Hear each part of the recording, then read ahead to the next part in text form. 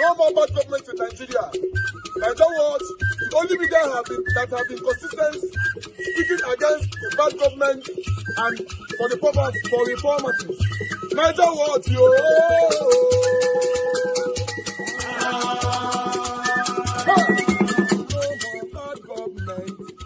No more bad government. Nigeria what? No more bad government. Nigeria what? No more bad government. The only media that have been speaking. No more bad government. The voice of the voiceless. No more bad government. No more bad government.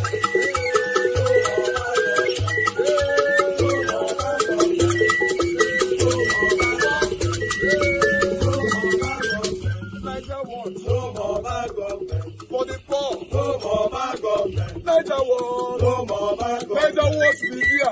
No more bad government. No more bad government. No more bad government. In Nigeria. No more bad government. No more bad government. No more bad government. The only media. No more bad government. The number one media in Nigeria. No more bad government. That have been speaking against government. No more bad government. Nigeria what? No more bad government. Nigeria what you? The voice of the voiceless. The voice of the voiceless.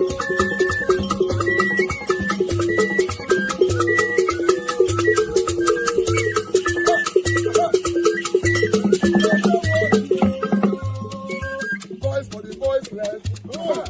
Voice for the voiceless. Nigeria what? Voice for the voiceless. Nigeria watch media. The only media that have been speaking against bad government. Being consistency since 1944. Voice for the voiceless. Voice for the voiceless. Voice for the voiceless. Voice for the voiceless. Voice for the voiceless. Voice for the voiceless. Voice for the voiceless. Voice for the voiceless. Voice for the voiceless. Nigeria watch you. We have been seeing all you guys have been doing. And we recommending to everyone in Nigeria saying that you guys are the number one. Nigeria watch you.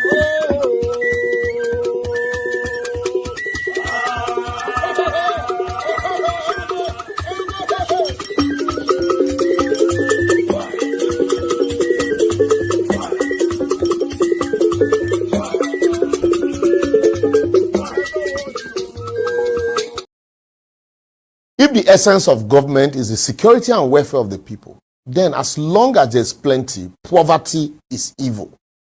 Affluent poverty. That's what we live in Nigeria. We're living in affluent poverty.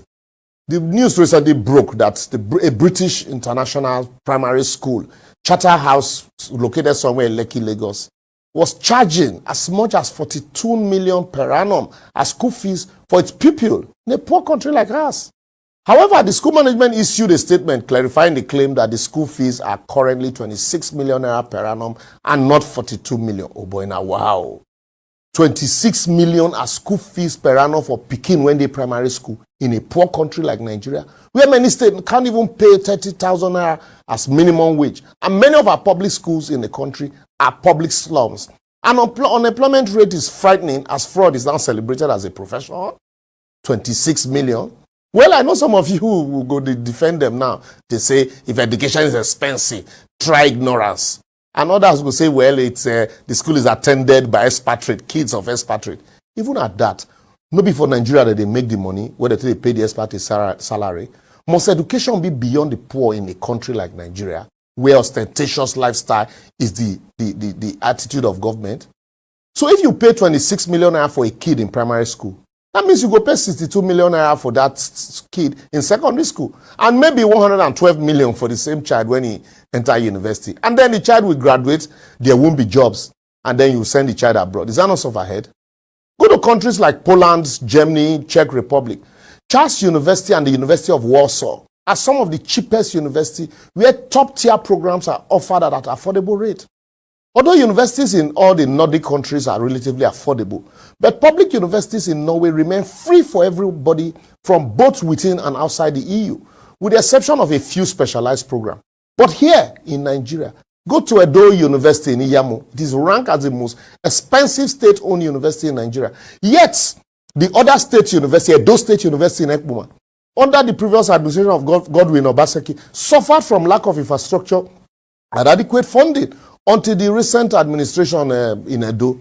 So what that means is simply this: rich separated themselves from the poor. Now, wow. How many people still remember, the craze those days about British International School? But with the current school fees of 4.6 million and 6.8 million, for boarding, I guess the super rich now, when they pay 26 million as school fees of primary school children, would think, oh, that's poor. So came Chatham House, and yet government go look the other way in a poor country. We know job despite the expensive school, and you expect people not to steal? Yeah, well, what am I even saying? What can government do? When even Nile University in Abuja, where most of our government officials and Abuja politicians, they go get their degree, especially in law, no come cheap. And even some churches, when collect tithe and offering from members to build schools, most of these members that contributed the tithe and offering cannot afford to send their children to these schools. So what do you expect? Even recently, remember Wigwe University in Isiokpo in Rivers State was in the news, not for the death of its founder, but as the most expensive university in Nigeria, with school fees ranging from 12 million naira. And some of these fees are priced in dollars. And our government is pretending to be looking for solution to our dollar problem, while they turn a blind eye to this open segregation in a country where our collective welfare is supposed to be their responsibility. Oh boy, to your tent, oh Israel. You won't blame them though. Don't you see how we openly spray monies in parties as if money is going out of faction? So that's why they think we are rich. Yet, there are no roads to our villages and insecurity is ravaging the country. Even as our public officials drive around our dilapidated road and public slums in exotic and expensive cars, the cars will neither produce nor assemble here. Yet, with retinue of aides and barrage of mobile police, where the future generations are either emerged in prostitution, hookup, or fraud, I beg no verse, yahoo, as a means of livelihood. Outrageous display of affluent poverty, you would say. This is the reason why some properties without any special infrastructure around them in some area, some area never get road, apart from the fact that there's so much money to waste, are so expensive and priced in dollars in places like Maitama, Sokoro, and environs in Abuja, and Banana Island, and in some places in Lagos, in a poor country like Nigeria, than properties in Miami waterfront in rich America. So no matter how much we all condemn or criticize these things, it will not go away, because the reality is that most Nigerians want to be like these people who are physically rich but mentally poor. As we only criticize them when we are poor, but the moment we become rich or hold public office, we will create segregation, poor and the rich. We move over to expensive slums like Lekki, send our children to special schools, meant only for the rich, occupy government positions and steal public funds, ride expensive cars without identifiable or sustainable means of livelihood, and display wealth irresponsibly and spray endlessly at parties. That's just our life. So, go stop. So if I lie, anyway, check those occupying public offices today. Between 15 and 12 years ago, they were mostly critics of the attitude of the government then. But today, they are all in government and repeating exactly what they once criticized, even if not even worse. So I will therefore advocate, until we see government as a vehicle for public good, social justice, creating job opportunities, infrastructural development, equality, and a vehicle for impacting our community positively, people will continue to chase wealth, material possession, and position as a way of life and end up not living at all. Government must take job creation as a priority and endeavor to consciously and consensuously celebrate and compensate hard work and create regulation in every sector to avoid a society of wealth without work. The attitude where government officials are at the forefront of displaying affluence in the midst of poverty must be discouraged, as it pushes people to acquire wealth without work. Lastly, our orientation should help improve our mindset to the fact that voluntary and selfless service helps write our name in gold in the sand of time. That even when we die, our name will be so engraved in the heart of the world that time will never erase it. Well, I don't want to talk too much. Make I pause on here to enable you make your own contribution in all our social media platforms shown on your screen. Also help us to share the message so that we can collectively change our society. For no matter how expensive education is, without commensurate effort to promote and create job opportunities, you will still end up as poor. No be me talker. Remember, the luxuries of today are the necessities of tomorrow. See you next week. The federal government of Nigeria allocates billions of naira for pilgrimage. He will give to Muslims, they will give to Christians. Billions of naira to give to poor Muslims and poor Christians to go to Saudi Arabia and to go to Jerusalem. And then they will go as poor people and they will still come back as poor people. And the money, all that money that government allocated will now go into Israel and go into Saudi Arabia. And you'll be wondering why Israel and Saudi Arabia are doing better than those who are coming in their countries to look for God that is in their own country. I want to know one gets sense. Billions of money they could have used to do youth empowerment. The God they are going to look for in Israel is not in Nigeria. It's in our generation that they make pilgrimage become a government responsibility. It has never been like that. Pilgrimage for those who can afford it. Jesus went on pilgrimage. He could afford it. A government that has not finished building roads, has not finished building hospitals, hasn't built industries, is spending billions of naira on religious pilgrimage every year. And you have Christians and Muslims who say they are sensible and it's not a problem to them. So what CAN does is to bring Christians together so we can go get our own share and go and waste it.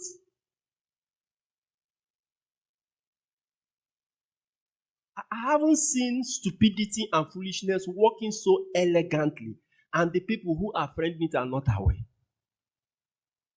Nothing displays our stupidity and ignorance more than religious pilgrimage in Nigeria as religious people. Nothing. And how we became sedated and became comfortable with that till tomorrow still worries me. I don't want to talk to them. They will say, look at this small boy. Who is he to talk to elders and all of that? I don't want to talk beyond because I'm becoming scared. How can you vote billions of naira for people to go to a certain country or certain countries where the money you are voting is going to increase their revenue and decrease your own? And you are a country. I don't understand. And you are going there to pray for prosperity when you are carrying the prosperity that God gave you to go and dash a people, and then you go there to pray for prosperity. How much more foolish can you be? The problem with foolish people is not that they are just foolish. They are very foolish. Then when you tell them that they are foolish, then now they become angry. That's what we do with association. I'll vote this Christian, I'll vote this one. So we will come together to choose a Christian candidate. Forgetting that we have states, we have ministries headed by Christians. How different are they from the ones headed by non-Christians? Muslims, those who are at the front of Muslims, they are the ones crying more than the rest of the people. When many of us say that Muslim ticket was not the problem, someone was like, hey, forget this one, he's a sellout, he doesn't like the church. Who is suffering Muslim ticket now? Is it Christians? Is it only Christians?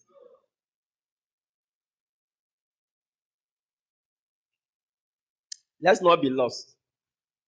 Association unity is good in certain areas. And I hope that Christians can actually harness it. I've kept saying it. If government does not want to abrogate this wastefulness of resources by sponsoring pilgrimage, Christian Association of Nigeria should be wise. Collect your own allocation and use it for something. We don't have Christian bank. We can't have a Christian bank where Christian members of registered organized churches can go and take interest-free loan and do business. Will it not be nice? The money they've been spending on pilgrimage would have built more than 10 buoyant Christian banks. Who says that cannot build industries? Hey?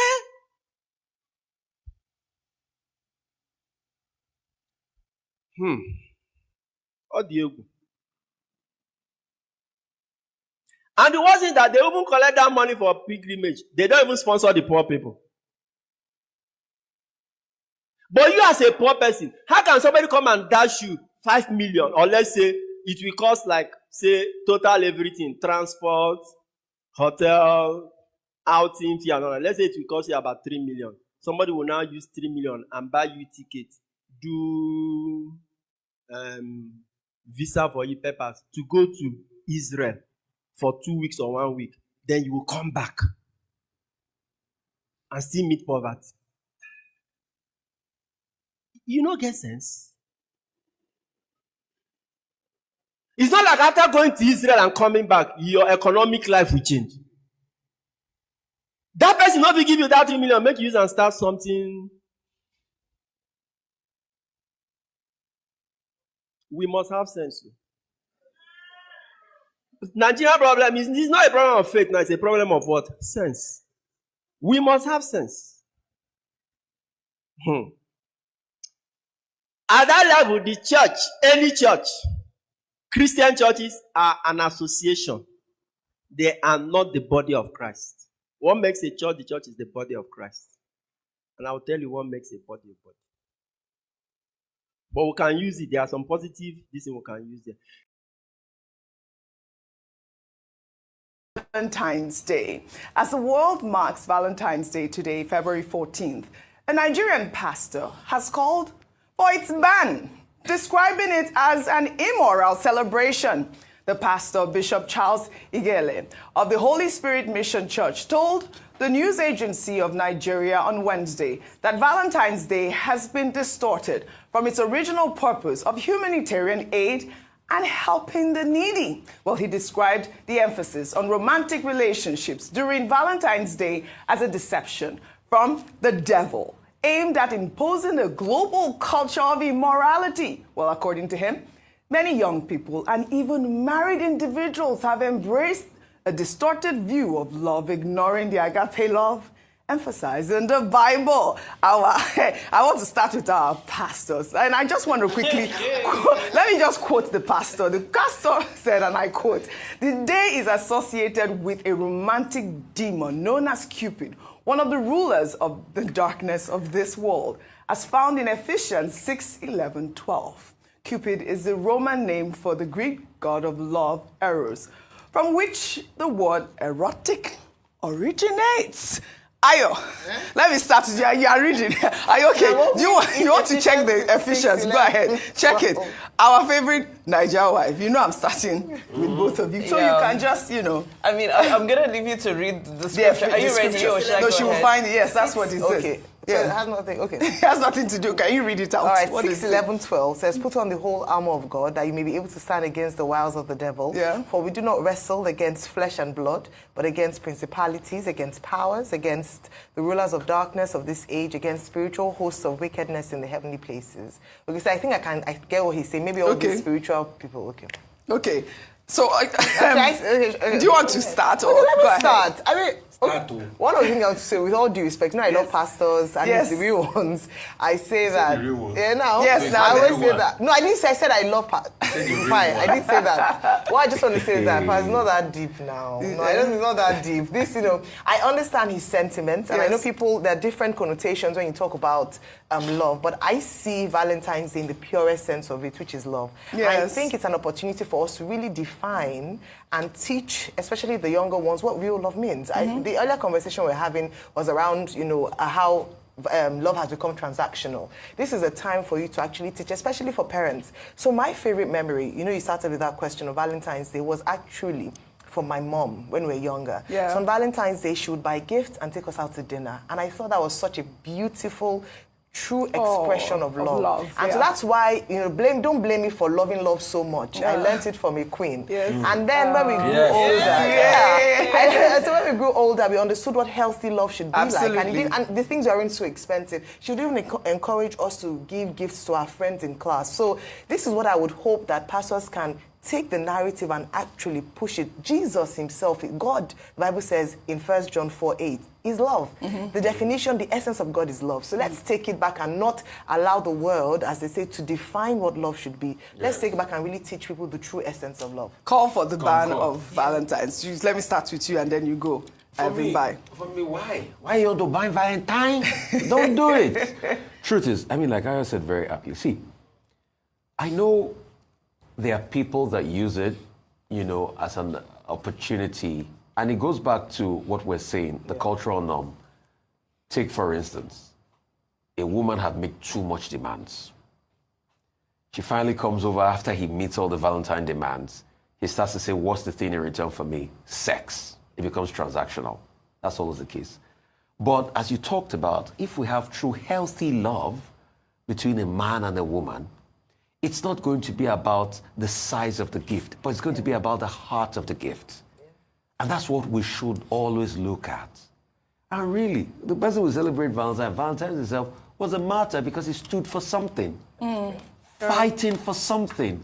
Absolutely. And the truth has to be said, the true essence of Valentine is love, sharing with people and orphanage homes and all of that. Not that kind of love that you give the man billions. After he now come to the house and I say, you too, you give me something in return. That's transactional love. We love you too, Rufai. Rufai. I worry, like I said, I always say I haven't studied everything. Right. Cause of the day, absolutely. Again, happy Valentine's Day to all of our viewers one more time. No banning of Valentine's Day. We do not agree with that. Well, in the meantime, just few days after legendary Afrobeat singer Innocent Two-Face Idibia publicly confirmed his romantic relationship with Edo lawmaker Natasha Osawaru-Igbinedion. A now viral video showed the moment the singer went on bended knees to propose to her. Let's take a look. Live performance.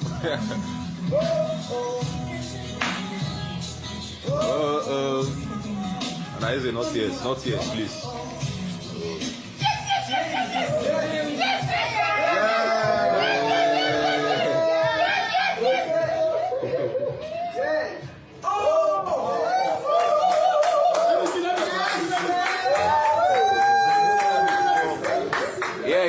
Yeah.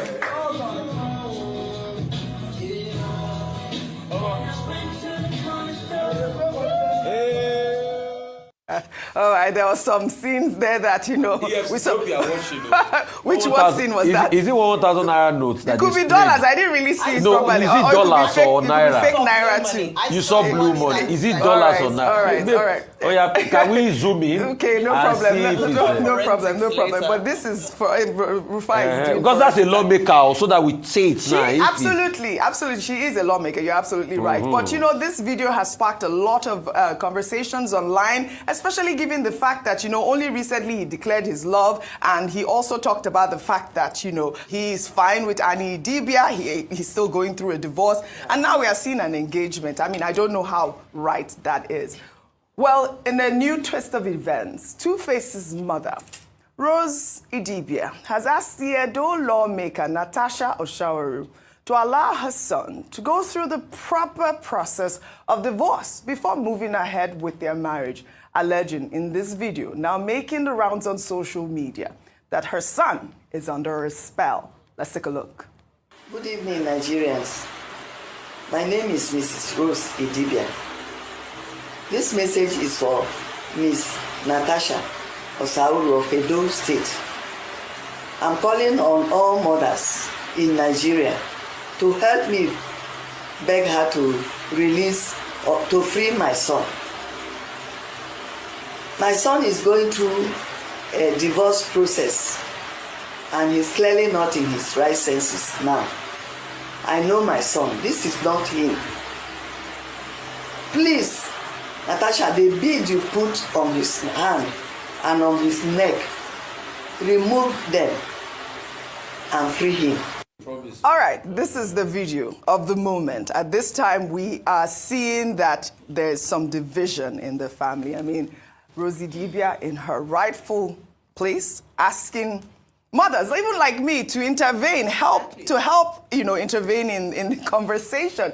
I don't think that it is right to propose to another woman if you have not gone through a divorce. I mean, you can declare your love, you can say what you want to do, but I mean, we saw Annie Idibia. Is that a proposal? It is a proposal now. It's everywhere. Can you not see it could be an act. That's another Could thing. it be I doubt that it could I mean, be. Oh, yeah, that's go why ahead. we are not Fine. sure. His mom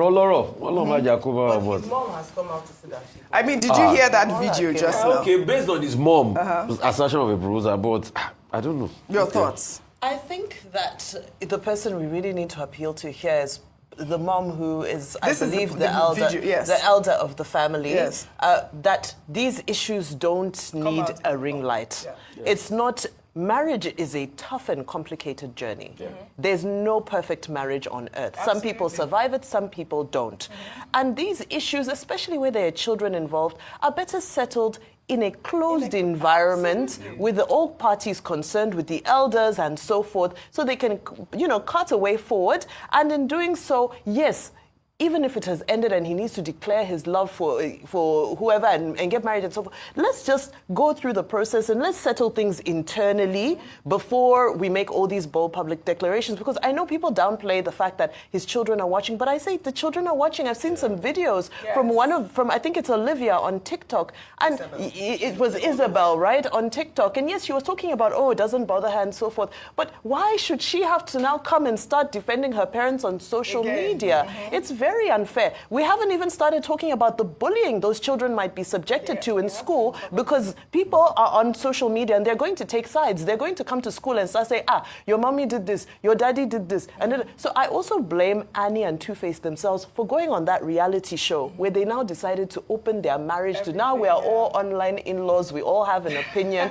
and too many cooks spoil the broth. The last time we spoke about this subject, I know you said, Vimbai, we have to wait to hear from Annie at this point, because this is really all it boils down to. We've heard from Two-Face saying that they are both fine and nobody should cry over, their relationship because they are fine. But we haven't heard from Annie. We have heard from the mother. And, they are public figures. We'll follow up on the story. I just wish them, success in whatever they are doing. It's really tough to be in the public light with this sort of, information. Well, we'll take another step. All right. On this particular one, I'm not saying I go shoot but good morning, good afternoon, good evening to every one of you, my people. We don't come again. We are here again. Thank you very much for your time with us. Today is Friday, 14th February. You know, 14th February is a very, very important day. It's a love day. Not only for lovers, love day. And nobody does super chat me. Mr. Nigerians, now God will bless you. Mr. Nigerians, we love you. Mr. That love will they proclaim, will they talk all this way. Like today is supposed to show to me now. And nobody don't ever wish me happy Valentine self. Let assume say you don't want super chat me. Let assume. I never see any happy Valentine since Abia they make mistake. I never see you. How they look so. Today na love day, love day. What did they happen, my people? Wonderful, mommy. That's right. Good evening to you, mommy. Thank you very much for all that you do. I appreciate you always. Happy weekend to you and happy Valentine to you, mommy. I love you so much. Thank you very much, everyone, right there. Thank you for your time. Timmy Idibia, thank you very much. God bless you all. Thank you, it's Lucky. Thank you, Mr. Johnson Emmanuel. God bless you, sir. Thank you very much. Charles Moses, it's good to hear from you. It's been a while. Thank you very much for joining us today. We have Emmanuel Shooks with us right there. Kisdogera here, Clems TV. I can see you as well. Mone Ferreira, thank you very much, sir. I appreciate you. Arinze Chukuma, I can see right there. Ben Osahon, God bless you all, my people. Oremi Abdul in the building. Sabovo Konrai, Lucy Eno, God bless you all. George Efosa, Ibinedion, thank you. My brother Henry Gabriel, God bless you all. Eva Line, I can see right there. Upright TV, thank you. Peter Ife is with us as well. Thank you, Kaite Udo. You can see right there. Good evening to you. Good evening to every one of you, my people. Then we have Amaka E in the building. Good evening to you. Thank you so much, Princess Angela TV. Good evening to you. It's good to hear from you, and it's good to have you on the show.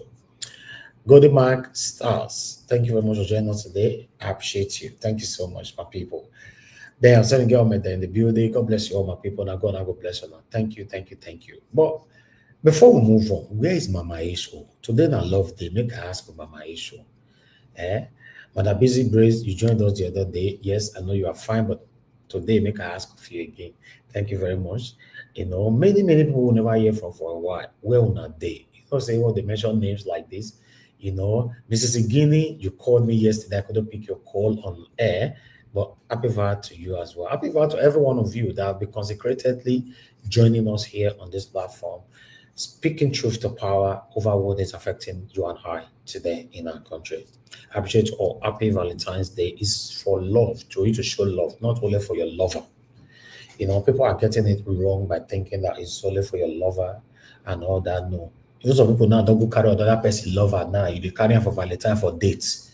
Oga, you get earful for a year. Now you use and they listen to me for one restaurant where you did date.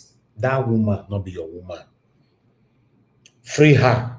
Free her now. Free her. Let her go back home. May go meet a man. This is not right. This one will all of them they do so. Thank you so much, my people. That God will bless you. I would like us to move on that particular topic. But before that, guys, press on the like button and help us to share. Wish me happy Valentine's Day. It's very, very important. It's for love, genuine love, organic love, not fake love, not the love for mouth. Just write down. If you can super chat, press on the $sign.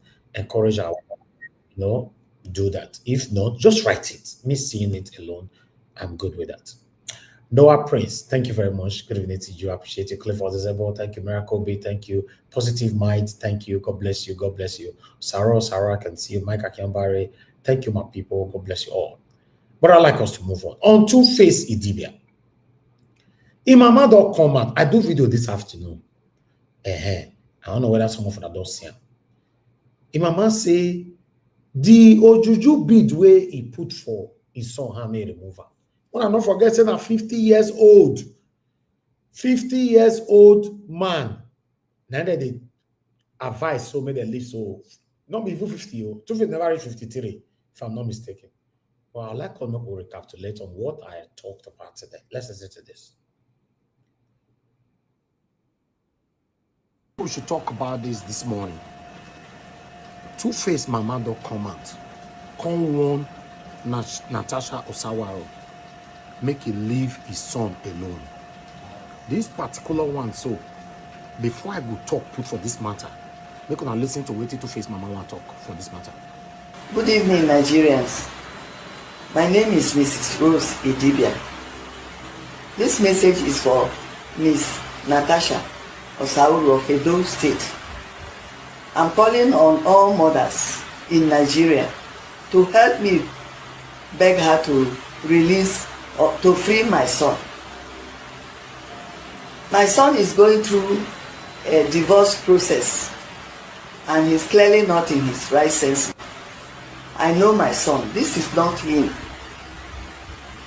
Please, Natasha, the bead you put on his hand and on his neck, remove them and free him.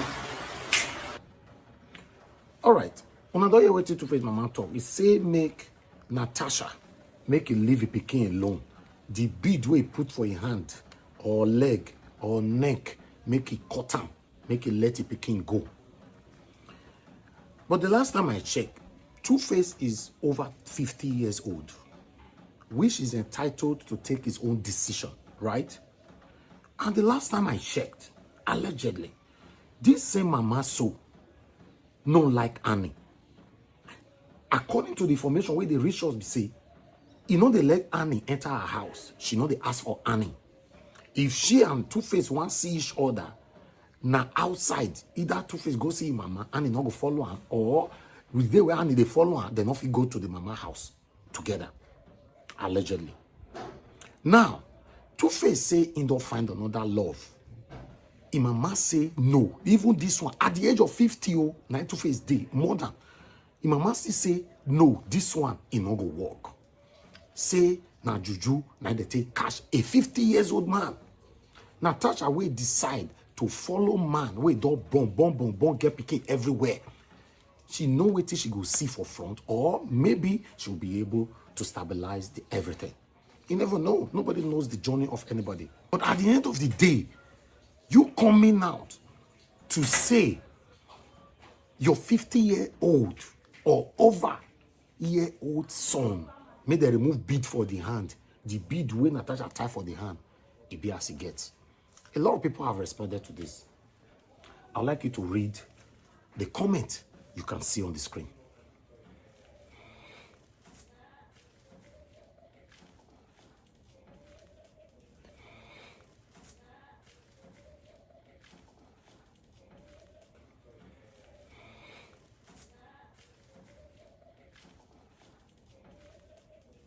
Even as they see, some of them they talk for years, say, Two-Face don't enter Benin, you know they go anywhere. Make the your kukuma live am the way they did. At the end of the day, my people, what is your take on this? Two-Face Mama don't come and say, make Natasha make him leave his son alone. My concern now is say, do people actually have the right to make their own choice in life? My question is, when will people allow people to live their life how they want to live their life? Yes, a lot of people have deliberated that he's a celebrity. He put his life out there to the public, and every person out there can contribute to his life. Yes, I understand, but celebrity, they still have their private lifestyle. They are still entitled to make decisions on their own. What is your take on this? Put on the comment section. Tell us. Imama say, may they remove the bead with the tie him. Now that they drag our papa as well. It's some of Benin. They drag us small into this matter now. I don't know why it take concern now. Way two adults take decisions on their own. Leave on the. You see, when I see that video this morning, although I see it last night, I'm not saying, but it not be firewood, I don't tire. And that last night I will talk about them. Time I take around that kind one, I'll be around that almost 2. I never sleep that time because it's shy. Okay, my wait till the morning make I talk about this video. Mama the mama, in case they still cut this video, go give you. My advice for you be say, just let your son be. Make it take decision on his own. He favor Ramo, you know favor Ramo, person way be for over 50 years. They say now so you do for Annie own allegedly. Now you just choose another one. And this thing is affecting many of us that live abroad, men or women. Many of you that live abroad today, you don't have a husband or a wife. Now your family people cause them. If not be your papa, now your mama. If not be your mama, your family member. If not be your family member, one year pastor where you believe so much on, where you try to send the picture of the man where you want to marry, try go give.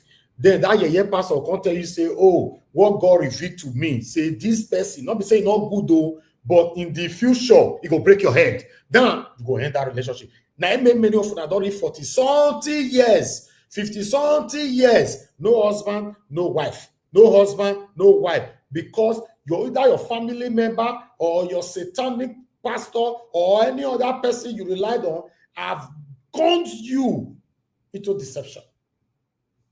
Now these ones they do so, Two-Face in Nigeria, Natasha in Nigeria, Imama in Nigeria. At the age of over 50 years, somebody still they say, the bead where you put for my son, remove her. Which beads? Which beads are you talking about? They tell you say do people na juju till they carry man or woman or anything. What's your problem, madam? Calm down. And wait till you make me shook mouth for this one because I'm my state because the narrative that you guys are trying to sell, we're not part of it. For someone look at your son and my sister is won't look at where. Not let us go there. We'll talk about class. Now name now your son take pass and they say he's popular. I've talked about class. You get money pass your son. Natasha is a billionaire in case you're not aware. Yes, no, go there. I don't say wish a bit. Let him be. But we don't reach to born great grandchildren. Now you advise them they remove bit for your hand. When was the last time you check on Annie?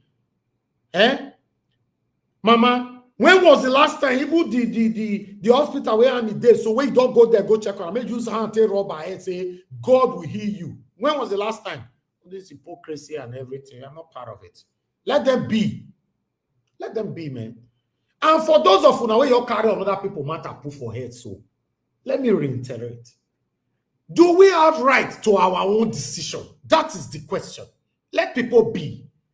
We have one life to live. The way people they carry other people matter put for head, I don't get it. Some of the people typing on the comment section trying to say something about other people's life and all that. Some of them, their bed sheet for their bed, it is smell. They are dirty, both in and out. And you are contributing over somebody that have done well for your life. Go comment section, maybe go to see all of them. Go there. Go all this BB blog, maybe see what people they comment. And I'm not saying celebrities are humans as well. When they read your comments, sometimes these things can cause them depression if you're not aware. So, Mama, beg, enter house. As my sister, the talker, Madarita. Mama, no, with all due respect, make sure you enter house first. Go and look after Annie. Your son, look what you are even saying, Mama. My son is going through a divorce at the moment. Why do you allow your son to go through a divorce if you not fair hate Annie? Now, if I find another one, you say, no, that beat they take cash out. Maybe you get the one where you don't find the pastor, you use sugar cake cash. They use sugar cake cash out. Maybe now so this cash. Then you take put to face for where they today can't be say rat and rabbit. Everybody is not contributing over his life. Please, everybody should allow them to be. Yeah, Gabriel, yes, I'm talking about it, but I'm standing for what is right. We're gonna leave them. Let them be. So now that one, I say make a shook man put for this one. I don't say this one where I talk now. I'm not going to smash at me again now. I just the offense of people. No say this is the way I tell the offense for some people for this platform now seasonal. If somebody will want you press the dollar sign, if you hear say I talk, you say, no, I'm not part of it anymore. I'm not part of it. Anyway, let's move on. I God, I will bless our people. On that particular one, may Mama calm down first. May your entire house make it calm down. Allow Two-Face to be. Thank you. God bless you all. I'd like us to move on right now. I'm going to post out a link for those of you that want to join us as we continue with our presentation. You can start coming in. Now God bless you, Mama people. Thank you very much. Let's listen to this. Of the National Agency of Food and Drug Administration and Control, otherwise known as NAFDAC, Professor Mojisola Adeyeye, has reaffirmed her stance on the imposition of the death penalty on fake drug dealers. Adeyeye, who spoke while on Arise Primetime, emphasized that these illicit traders were merchants of death who prioritize profits over human lives. Now, Idibia also argued that the current penalties for fake drug peddlers were too lenient. As such, she proposed the death penalty. Now, the NAFDAC Director General, who also addressed concerns about wrongful convictions, said, and I quote, well, actually, in terms of the use of bad medicine, we have laboratories. We can also not just rely on our laboratory, highlighting the importance of strategic partnerships in combating the menace of fake drugs, she said. Now, out of our national action plan, she says that they're having a strategic partnership. They've signed a memorandum of understanding with customs, and they're also working closer than ever now with the customs. Now, it's a strategic partnership, she says. NAFDAC also recently signed an MOU with the National Drug Law Enforcement Agency, the NDLEA. Now, this is quite a controversial decision because we can all understand and agree and empathize with the menace that is illegal drugs. We do know that they pose a huge and oftentimes deadly risk to the people who use them. But to say that this should be a reason for the introduction or the use of the death penalty in this case, I think is a bit harsh. I've never been a proponent for the death penalty because I always feel as though there is the risk that an innocent person could be executed, just as though there are many innocent people who are serving prison sentences unjustly. So that's always been my reason to want to take a step back from calling for the death penalty. But I do also understand Dr. Adeyeye's comments when it comes to the severity of this issue. When we're looking at the pricing of medicines, that is one of the foremost reasons people go for alternative drug uses. And then sometimes when money isn't actually a cause for people to buy fake medicine, they're buying so unaware that the drugs that they're using are actually counterfeit. So this is a huge menace and it does need to be addressed, but I don't know if applying the death penalty would be the correct solution. Yeah, thank you. Very, very good point, Adefemi. Now, I can understand Professor Adeyeye as DG of NAFDAC calling for the death penalty. I think when you work in a space and you understand just how bad the situation is, then you're looking for you're thinking, we need to, it's a national. I don't want to take much on this particular one, but I just wanted to say that, yes, I support this proposed death penalty for the way they take it. My people, if you now see the rate where fake drug say circulate everywhere for Nigeria, including alcohol. For those people that smoke, that drink alcohol, you know, we need to see the way our young ones now are having kidney, liver problem, and all that, blah, blah, blah. Your blessing government, you ignore this area. You know, drug everywhere. I don't understand. That guy yesterday come have the audacity to say that our president is I don't want to use my mouth talk that thing again. You say, you know, a whole city president is a Pablo Escobar. It's not right. It's not right. Allow him to face this drug issue so that he can help us to eradicate it in totality. Thank you very much, my people. On that one, I'm done with that. In case you want to watch more, you can go to Arise and listen furthermore. But this particular one, one place, so this one, it go shock when I come here and listen to them. I can't say, this is our IPA, so which area he can do? Now, if you see the picture where they on the screen, so now you get that white, so that our IPA could they talk about some things. Because see, this is our IPA during the time of Buhari. Listen.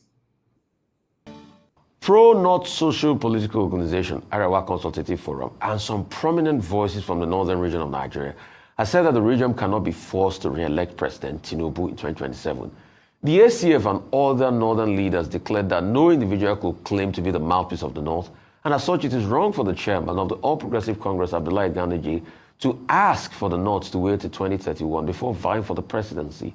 Joining us now on the show to respond to Gandhi's foreclosure of the presidency to the Southwest in 2027 is Dr. Usman Bogaji, a political activist, civil society leader, former National Secretary of the Defunct Action Congress, and a member of Arewa Constitutive Forum. Let's go straight to it, sir.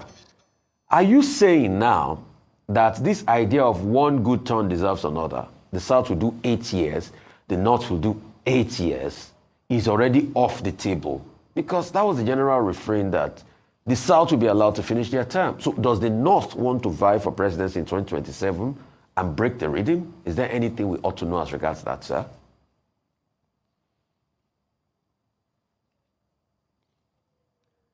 Well, Rufai, I think this is a very familiar conversation in the last 25 years. But I think so much has changed that that kind of conversation is actually outdated. Yes, politics is about popular participation. Yes, inclusion is very important. Yes, people need to make sense or have good reasons to be able to participate. But I think what has happened in the last 25 years is the fact that we have tried these kind of models of North and South and this and that, and the country is only going down the drain. So I think it is time to start a new conversation, to start rethinking how can we have democracy with development. We're having democracy with all these things of North and South and East and West and whatever you have, and the country is not developing. If anything, it's actually de-developing. It is going down the drain. All the indices of development are, taking a nosedive. So I would rather say, while yes, it's important that we recognize and every part of this country and become inclusive, but I think we would be losing out on the challenges that are facing us if we continue with all the problems we have to start talking about North and South.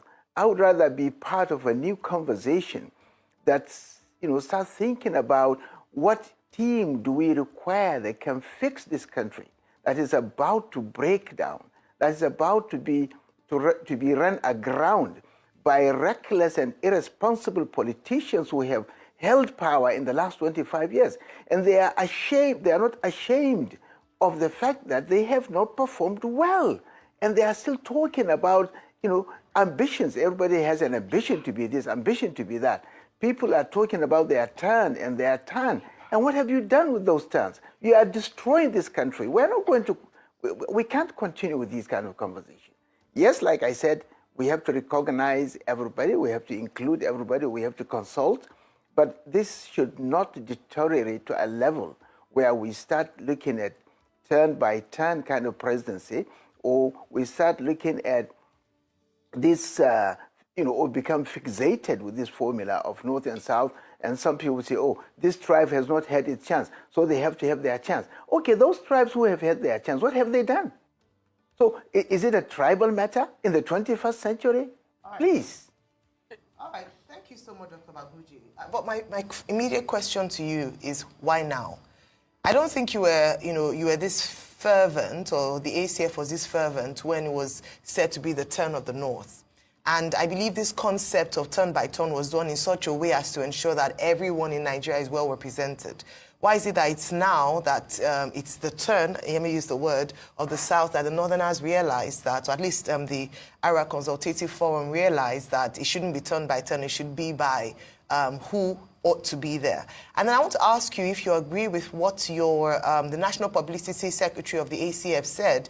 He said that in 2015, and I'm quoting directly, we were sold a dummy of anti-corruption. We were sold a dummy of many things, and people have realized that it wasn't true. Do you agree with this statement that in 2015 you were sold, what could he be said in his words, as the dummy of anti-corruption? Yeah, it's a little better than last time. Okay, I'll try to project my voice so you can hear me a bit clearer. I'd asked you in summary, just asked you questions around why now? Why didn't you express this position when the North benefited from the turn-by-turn arrangement? And I believe that turn-by-turn arrangement came about as a result of making it fair and equitable so that at least Nigeria is represented at that national level. Why now? Why is it now a bad idea? Okay. For me, this is not the first time I started talking about it. I talked about it from 2019 through to 2023. Before then, even from 2015, I have consistently said Buhari's presidency was a disaster. And there are so many other ways that, things that he did by, putting too many Northerners in the security sector for no benefit at all from the North. And I thought Buhari's experience is itself sufficient evidence that this idea of putting somebody from one part of the country to become president doesn't really work. It doesn't make sense. Because what do you want him to do? To favor his own part of the country and to abandon others? This is very naive, to say the least. So the point I'm making is that you can achieve inclusion and not at the expense of development. One way to do it, for example, there is no part of the country that has any monopoly of competence. There are competent Nigerians among the Southwest, among the Southeast, among the South-South, Northeast, Northwest, North Central. Why don't you pick those competent Nigerians from the different parts of the country to fix and run your country? Why do you go for people who are barely educated, people who are crooks, people who clearly have no idea of where to take this country, who cannot engage the world, who don't even understand? All they know is primitive consumption and primitive accumulation and very perverse, tastes and consumptions, and just simply running the country down. So if this is why I said inclusion is a very, very critical aspect of governance. And you can achieve that and still achieve development by bringing more competent people. There are technocrats who can fix the energy sector, who can fix, the transportation sector, who can improve all the infrastructure. The few that have come into government have been elbowed out. Some of them have been chased out of government because corruption will not accept the kind of thing that they want to do.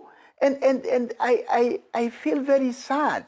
I mean, we, and quite a number of Nigerians, and by the way, across the board, not just the North, the East, the West, we stood up to the military during the time of Abacha. We fought for democracy. But this is not the kind of democracy we want to see.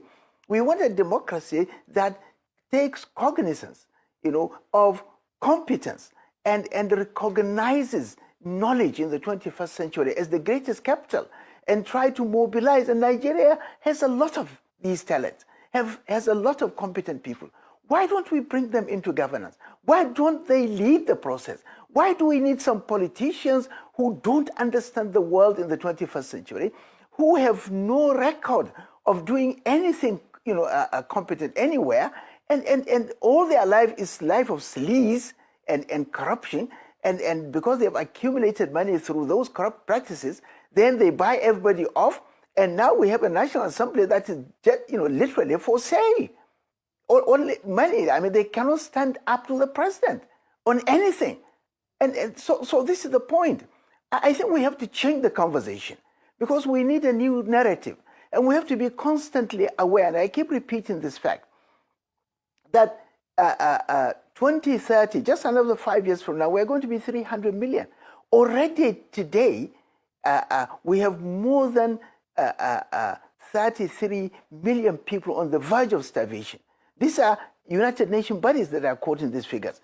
We have a deficit in grains alone for last year, more than 30 million metric tons. We have 20 million children out of school, the highest around the world. We have all these terrible statistics, which we're not addressing. These politicians are not discussing these matters. They're discussing of who will, my ambition, my turn, who will be the next president. We have to do a coalition to chase President Tinubu out, just like we did with President Jonathan. Okay, when you chase him out, what are you going to do? What are you going to offer? What is the new thinking? What is the new thinking? I'm glad you've said that. I'm glad you've said that because that frames my next question to you, which is that we already know the, shall I say, traditionally what happens in elections in Nigeria, which is that the numbers come from the north. Now, if we're saying that it's time to do away with the system of zoning, then ultimately everything will be tipped to the favor of the north. We know that the system is a zero-sum game. So how do you balance it out? When you're speaking of inclusivity and representation and all of these things, how do you balance out the fact that the population that you're saying will be 300 million in 2030 according to your statistics? The Constitution is already doing that. The Constitution is already doing that because the House of Representatives is based on population. We're talking about the presidency here. I mean, Northerners are the majority.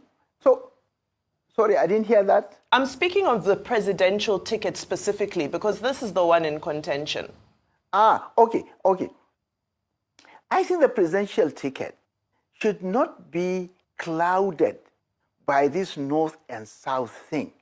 I think we have to prioritize knowledge and competence and courage and character. In fact, the most important thing is the character. Honestly, for me, yes, the North is, in terms of size, is 78% of the size of the country. The whole of the states of the Northeast, you can put them in Niger, they will still have another space for the whole of the side of the Northeast, and even there will be land remaining. Yes, that is it. This is geography. There is nothing we can do about that. But the point I'm making is that we must not lose sight of the fact that this country is sinking. And if we continue with that kind of North and South thing, then we lose sight of the fact that this country cannot develop. And I think we need to change the conversation. Now, in doing so, yes, the votes come from the North. I mean, President Tinubu got over 60% of his votes, from the North. Doctor, sir. All the policies that he's... Yes. Doctor, sir, if it was a Northerner that was president, would you be talking this way? And I ask for a reason. I did talk this way when President Buhari was there. No. Rufai, where were you? I have facts. Doctor, sir, I deal with facts. I have facts for you. And facts are very hard. In 2019... Please, let me have them. In 2019, the ACF, Arewa Consultative Forum, declined support for only Buhari, but they said they will support other northern candidates vying for presidency. Yes. So that's why I asked. Now that's the ACF. If it was Wait a minute. If it was a northerner that was as president, would you be talking this way? Wait a minute. Yes, sir. Wait a minute. If you want the ACF's position, then you should get the spokesman of the ACF to answer that question.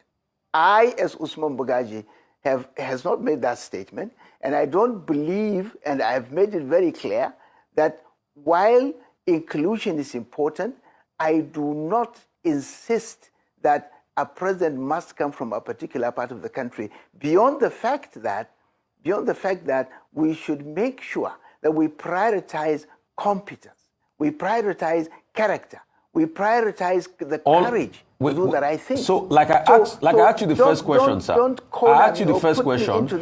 If it was a northerner that was president, would you be saying all of this? Because, see, you can talk about competence. We all talk about competence. And when you look for competence, there are people in every region in this country that are competent enough to be president, from the north to the south. So it's not a want of... I said. No, hang on a minute. Hang on a minute. Every part of this country it's not a want of competence. But there's also an unwritten rule that says, you scratch my back, I scratch your back. The north does XYZ term, the south does XYZ term. I don't believe in that, Rufai. So I'm asking you... I don't believe in scratching backs. If it was a northerner that was president, would you still talk this way? I believe in development too. I'm on your side on development. But if it was a northerner that was president, would you still talk this way? But Rufai, yes, sir. I don't know if you have really followed what I've been saying. During the time of Buhari, I was at the forefront in criticizing the way he was ruling. And in 2019, I didn't support him. In 2023, I didn't even support APC. I made it very clear. So the point I'm making is that, yes, there are people who say the kind of things you are saying, but I'm not one of them. I have my own view. I have my own understanding. I'm a northerner, and I care for the North, and I feel every part of this country should be developed. Otherwise, we cannot have peace. In fact, you have to go global. And you know this very well, that a lot of global institutions are trying to reduce inequality around the world, the climate change, because whatever happens to one part of the world is going to affect the other part of the world. The globe has become a village. So the point I'm making is, let us not continue with this conversation of North and South. Let us change the conversation and start a new conversation about how do we get competent people with character and courage to run this country. Real quickly, before I leave, is it that you will now support an Atiku Abubakar? Do you believe he can get the job done with all these traits and characteristics? Because I know you have closeness to Atiku Abubakar, sir. In 2023, I supported Atiku Abubakar because of all the candidates that came out. He was the one that I thought was going to do it. So you're an Atiku Atiku man. Is it safe to say you're an Atiku man? That's my own choice. And everybody has his own choice. And because Atiku will probably run in this election against Tinubu. Wait a minute. You're pushing your man. Wait a minute. Yes, sir. Rufai. Yes, sir. Rufai, listen to me. I'm not an Atiku man. I'm not anybody's man. When I was in ACN, Atiku left, and I remained. If I was his man, I would have left with him. All right. So I'm my own person. Okay. And I don't believe in anybody's man. I believe that people should have the courage of their own conviction. Right. And therefore, I'm not going to be anybody's man. But if Atiku runs again, would you support him, sir? Right, I will support him. It doesn't matter who he is. If Atiku runs again... Hello, say it again. If Atiku runs again in 2027, would you support Atiku Abubakar?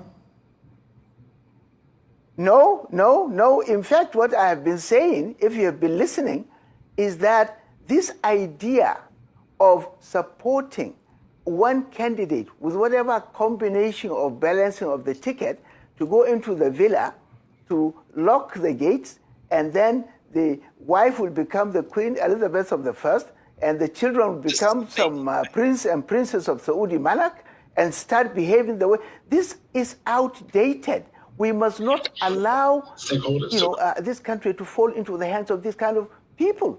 I would rather, and I'm not talking about Atiku here, I'm talking about all of them.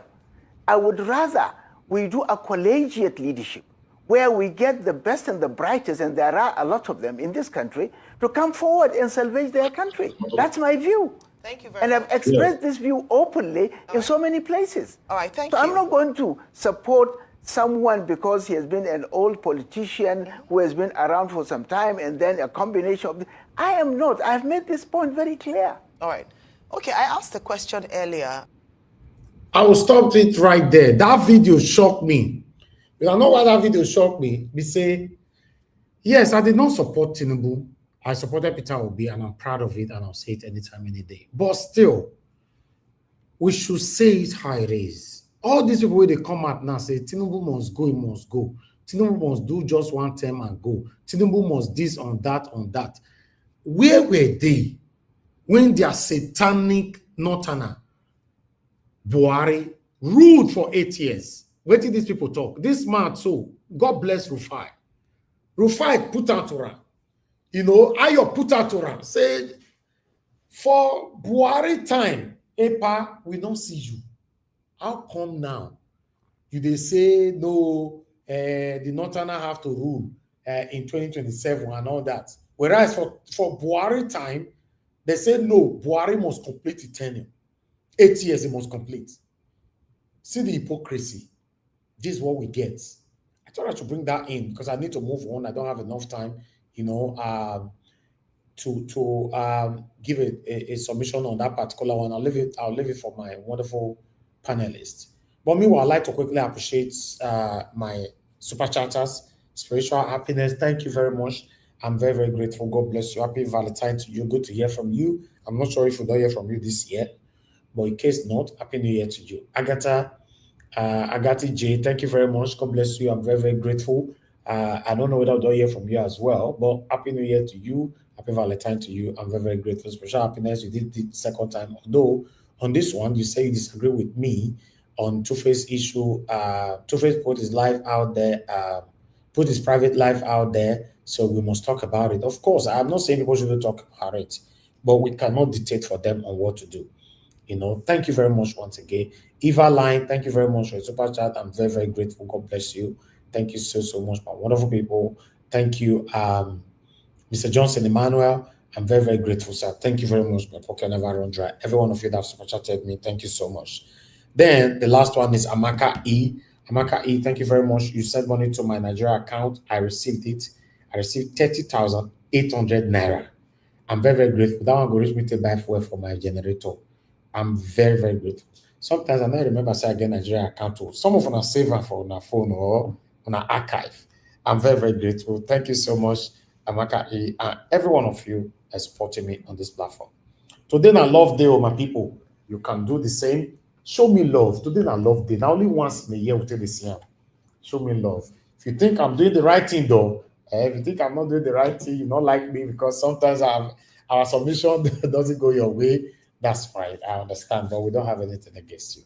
Thank you so much, my people. Now, God, I will bless you now. But I would like us to quickly move on now. Let's listen to this first. Now, remember, I said yesterday, Canada denied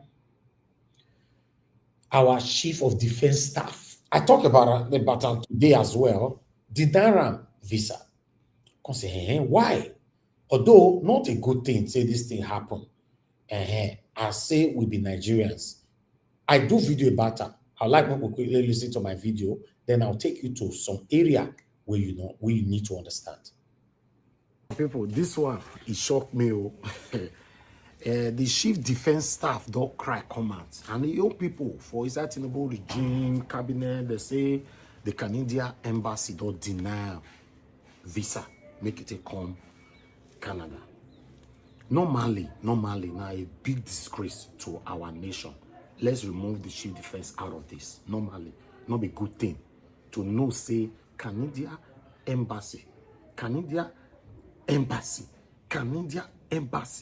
deny our own chief of defense visa. Not a good thing. Anyhow, we tell look, yes, I understand the country is corrupt, whatever is happening, blah, blah, blah. But this one not be good thing to you, not be good thing to me, not be good thing to any of us who come from Nigeria. If you look at the way they look at. But now, we talked about this yesterday on my media, on Nigeria Watch Media. But this particular video I want to play for now, so I think it's not because of this video. After I don't grant this interview with Al Jazeera, now I make the take decision, because if it not end here, if it be say other countries will follow up, oh no, watch this video. I just can't understand why anybody will wake up and say that we're killing people when we're actually not doing the same. And guess what? Where the Giwa barracks you were talking about, we have all the humanitarian agencies working there. You have the UN working, local and international organizations are working. Are we saying they are complicit? There is nothing we're doing in the back. So if they don't say it, which means Amnesty International is equal, and Amnesty is equally there, so which means they're equally accusing all these other organizations of being complicit. So just to be clear, you would be prepared to go to the ICJ in The Hague and answer these accusations? We're not scared of anything because we don't have anything of such. We've seen Boko Haram regroup and regroup and regroup. What is your answer to that? That you have in some way fed the insurgents? The problem is that I think we've talked to international community. Let's find out the funding. When they started surrendering, by the time we left, so as we speak, we have over 120,000 that have surrendered. Most of them, when you find them, they are coming with hard currencies. How did they get them? How are they funded?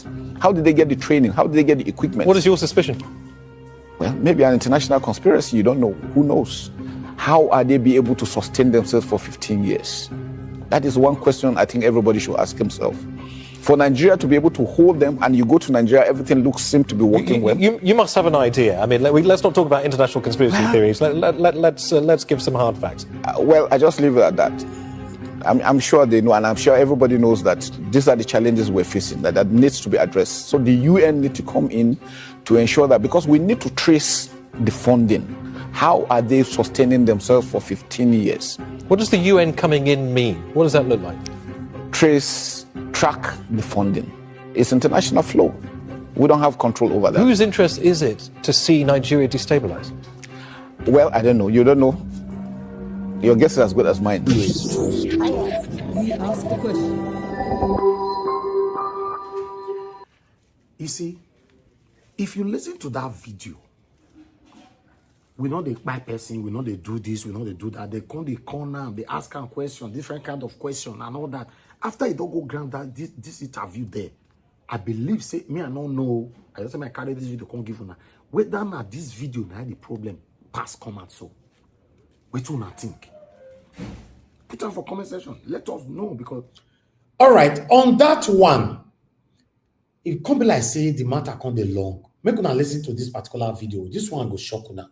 Who gets some of that money? Does that name ring a bell to anybody in the room? Because your money, $697 million annually, plus the shipments of cash funds madrasas, ISIS, Al-Qaeda, Boko Haram, ISIS Khorasan, terrorist training camps. That's what it's funding.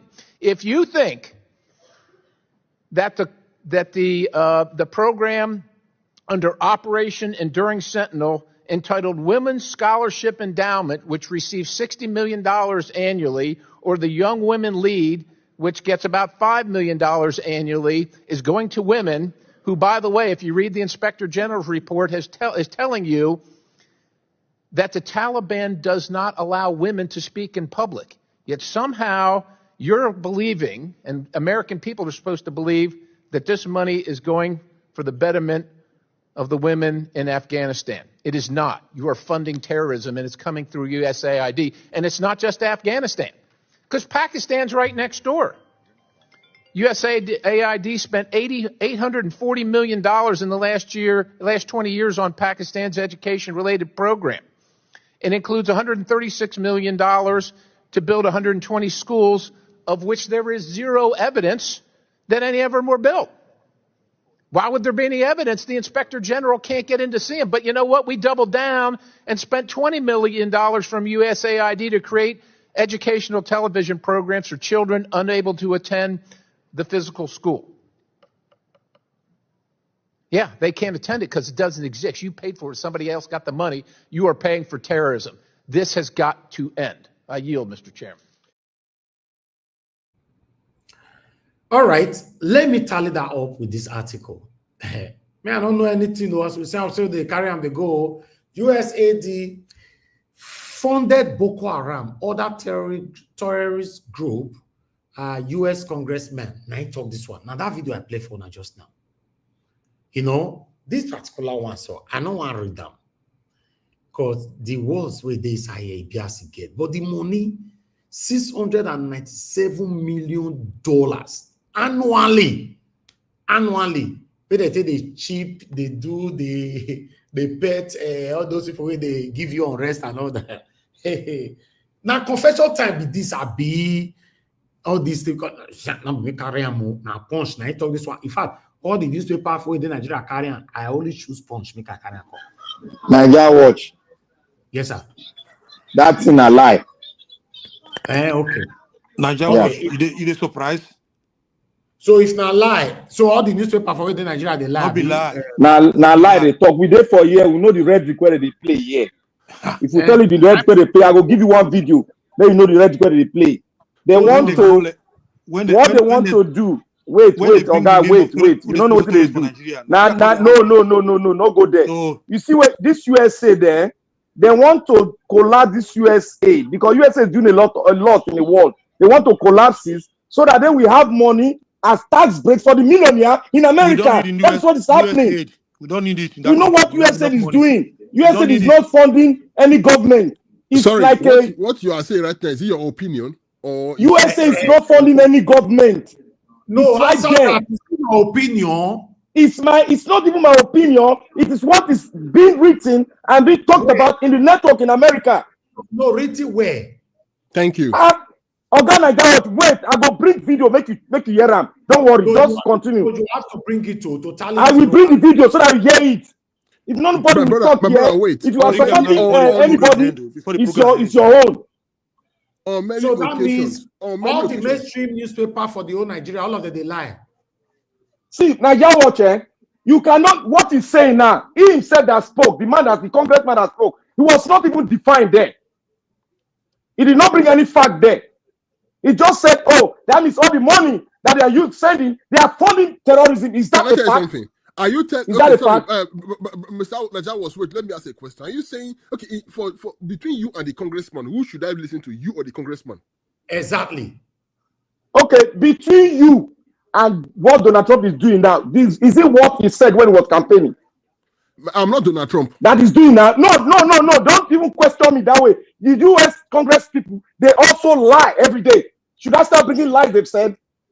Of course, my brother. Of course. Wait, my brother. Wait. I beg, my brother. No, they ask me that kind of question. I beg. Wait. That question that you ask, who do you want us to believe, or who are you believing? You know, the congressman or somebody else? If you believe the congressman, at your own peril, because everything is saying there, 80% of it is politics. It's politics, my friend, my brother. From far, but we'll talk about it when we have time going forward, so that we break it down. Okay, all right. Enter the pre-record, we just believe. All right. Thank you. All right, I'll tally up with other mainstream articles that carry this. Daily Trust carried it as well. Since they say all of them they lie, so let me just represent all of them. See, Daily Trust. Remember saying our punch I first showcase just now. Then I bring another one to your screen sharply. The one I get for you now, News Central. News Central also carry them, everywhere, all of the carry them. I can't showcase all. So News Central, as you can see right there, the same thing. So this funding, this particular money here, now this one I be my concern with. Annually, now this money that they spend, till they gag all these people where they make our country unrest. Say I'm there, News Central. Let me move on. Then after News Central, man, you add one more to them to protect my platform. And I make me they do all this one, and also want to carry fake news for here. Then we don't have the Nation newspaper. Who get the Nation newspaper anyway? Not be Tinubu, Abi. I don't know. I ask. The Nation newspaper because they carry them the same thing. So, hold on. Yes, sir. Mr. Elvis, these newspapers are doing exactly what you are doing. They are reporting. Okay. This news did not come from them. They are reporting what a US... No, but before they report, they don't just report anything. They do that's what they call investigative journalism. Exactly. Nigerian is Sponge. It is today Sponge is doing investigative journalism. It is today that Nation the newspaper Nation is doing the right. What about News Central? What about Trust? So Daily you Trust? believe that Look at what they are saying. U.S. congressman alleged. Now look at it. Alleged. He doesn't have any facts. Now let this one use alleged. Okay. Anyway, okay. Nigerians, let me remind you.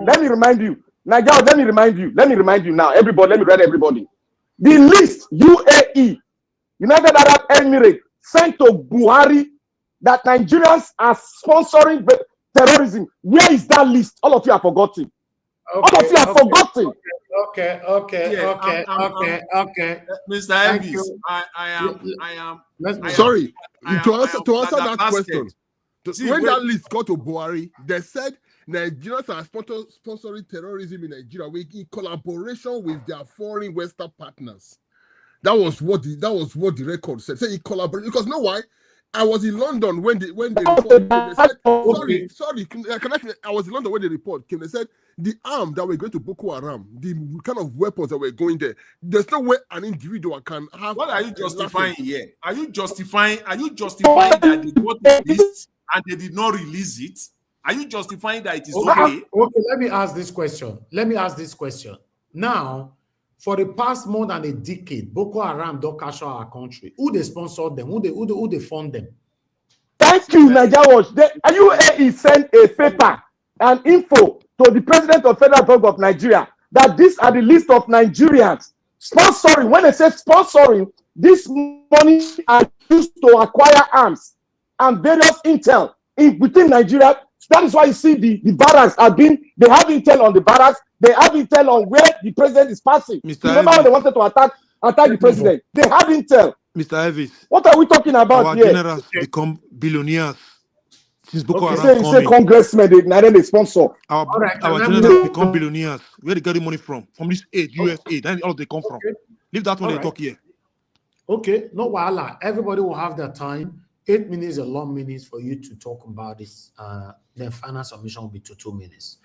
But I'd like us to move on. Let's listen to it. Because let's say this visa where the council so you see they pay our people not be small, our leaders.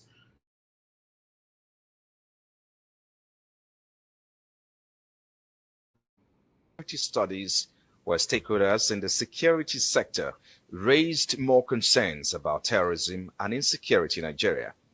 At the event in Abuja with the theme, Mobilizing Stakeholders to Curb Insecurity in Nigeria, a Practical Approach, the Director General of the Department of State Services, Oluwatosin Ajayi, expressed the need to allow communities some level of armament to be able to defend themselves against invaders.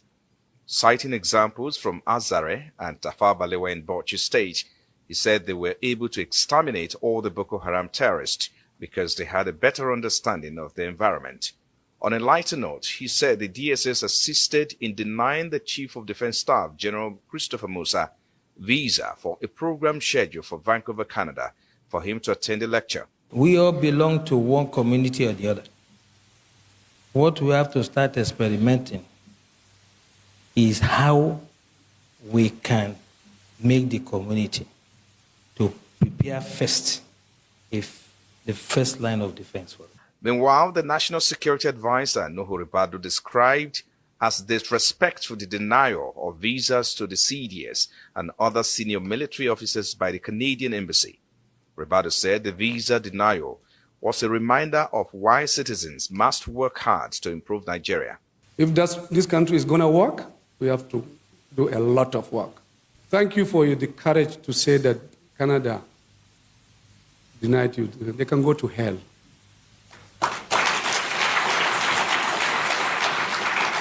Even though it's painful, it's disrespectful, but we are people. We are strong. And I agree with you. We have to fix our country. We have to do it well. Yes, this disrespect is too much. So, yet is another reason why we work hard to make Nigeria work. Knowledge best known to them denied us visa. So I wasn't sure, and so I wanted to be silent about it. But when we couldn't get the visa, I said, this is blessing in disguise. So I'm really very happy to be here. I think this is just a clear reminder to us that we're on our own, that we need to stand strong as a nation so that nobody takes us for granted. You could imagine we were invited for the event with our team. Our team, half have gone, half have been denied. So the competition is ongoing with half players there and half back here. It's really very disappointing. This gathering, therefore, is not only a celebration of the Institute's legacy, but also a testament to the enduring relevance of its mission in an ever-evolving security landscape. The guest lecturer and Director General of the Nigerian Army Resource Center, retired Major General. All right, retired Major General, we'll talk about you later. Don't worry, you come down first. They said the citizens should face the country. That was shocked me, sir. The citizens should. Mr. Akin, turn on your camera so that I can bring you in. The citizen. Okay, I don't see you, my brother. Thank you. The citizens should face the country. I mean, not hear that one way. We have insecurity. They go Canada. Nigeria, we hear them now. People they support. Look comment section. They support Nuru Ribadu. Go look comment section. You see how gullible Nigerians are. Okay. They should fix their country themselves. They should not go Canada. They should leave that nonsense. We don't need to go Canada. Fix your country. We have insecurity in that country. What are we doing in Canada? No, they were going for a competition, sir. Let's forget competition. We have war in our country. We're going competition. Which competition? Are you saying people should go for a competition? Do it for your country. When we have, they should not go for any competition. They should close the door and fix their country. Finish. The China not close the door. Are we not in competition already? We are in competition, so we need to do better so that we can win our own competition before going to outside. They have where they can, people, I don't know you people say. I don't know you people be. Let's move on. Okay. We have a full panel. Let's move on. Sagede, you're on the backstage. Turn on your camera, then I'll bring you in. I'm not sure you joined this panel before, but our rules here, we have to scan your face to bring you in. Let's turn on your camera. Good morning, good afternoon, good evening to every one of you. I appreciate you all. For those of you that want to call in, this is the best time. Start calling in now. But let me appreciate Peggy Modi. Thank you very much, man. I'm very, very grateful for this super chat. May your pocket never run dry, alongside with others that have supported me today. Today on Valentine Day, I'm demanding show me love. Yes. Now love thee and love thee. I don't need to be a lover before you do this. Thank you very much, Peggy Modi, once again. Thank you, Madam Origin, for calling in. Good evening to you, ma'am. Please talk to us. Hello, everyone. Okay, this is Mama Echo. No, Mama. Echo is the age. No, I said Madam Origin, Where Mama Echo? No, this is Madam Origin. I'm trying to look at the screen to see.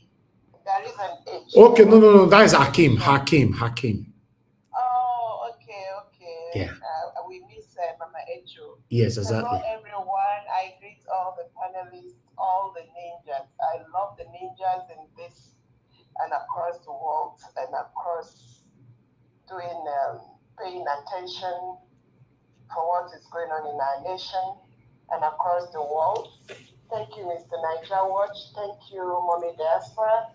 I want to go straight to why I called, and that is about USAID. There is also a National Endowment for Democracy. It goes by the name NED. That one is also frozen. It is a funding that helps to fund all the atrocities that is going on across the world, which USAID is one of them. Now, let me concentrate on Nigeria. Nigeria receives a large amount of money from USAID. The people that are giving the money may have given it with good intention. They may have, there may have been a few that knew right here in the United States that money is not going to the right place, and still they are giving it. So it is both ways. Those that have colluded to give out this money when they know that Nigeria can never be trusted. You can't trust a chicken in the hand of Nigeria government. trust a chicken in the hand of a Nigerian government at your own detriment, because that chicken will disappear. Now, when we talk about USAID, United States have a large hand. They task the workers, task us out, and they take that money to help.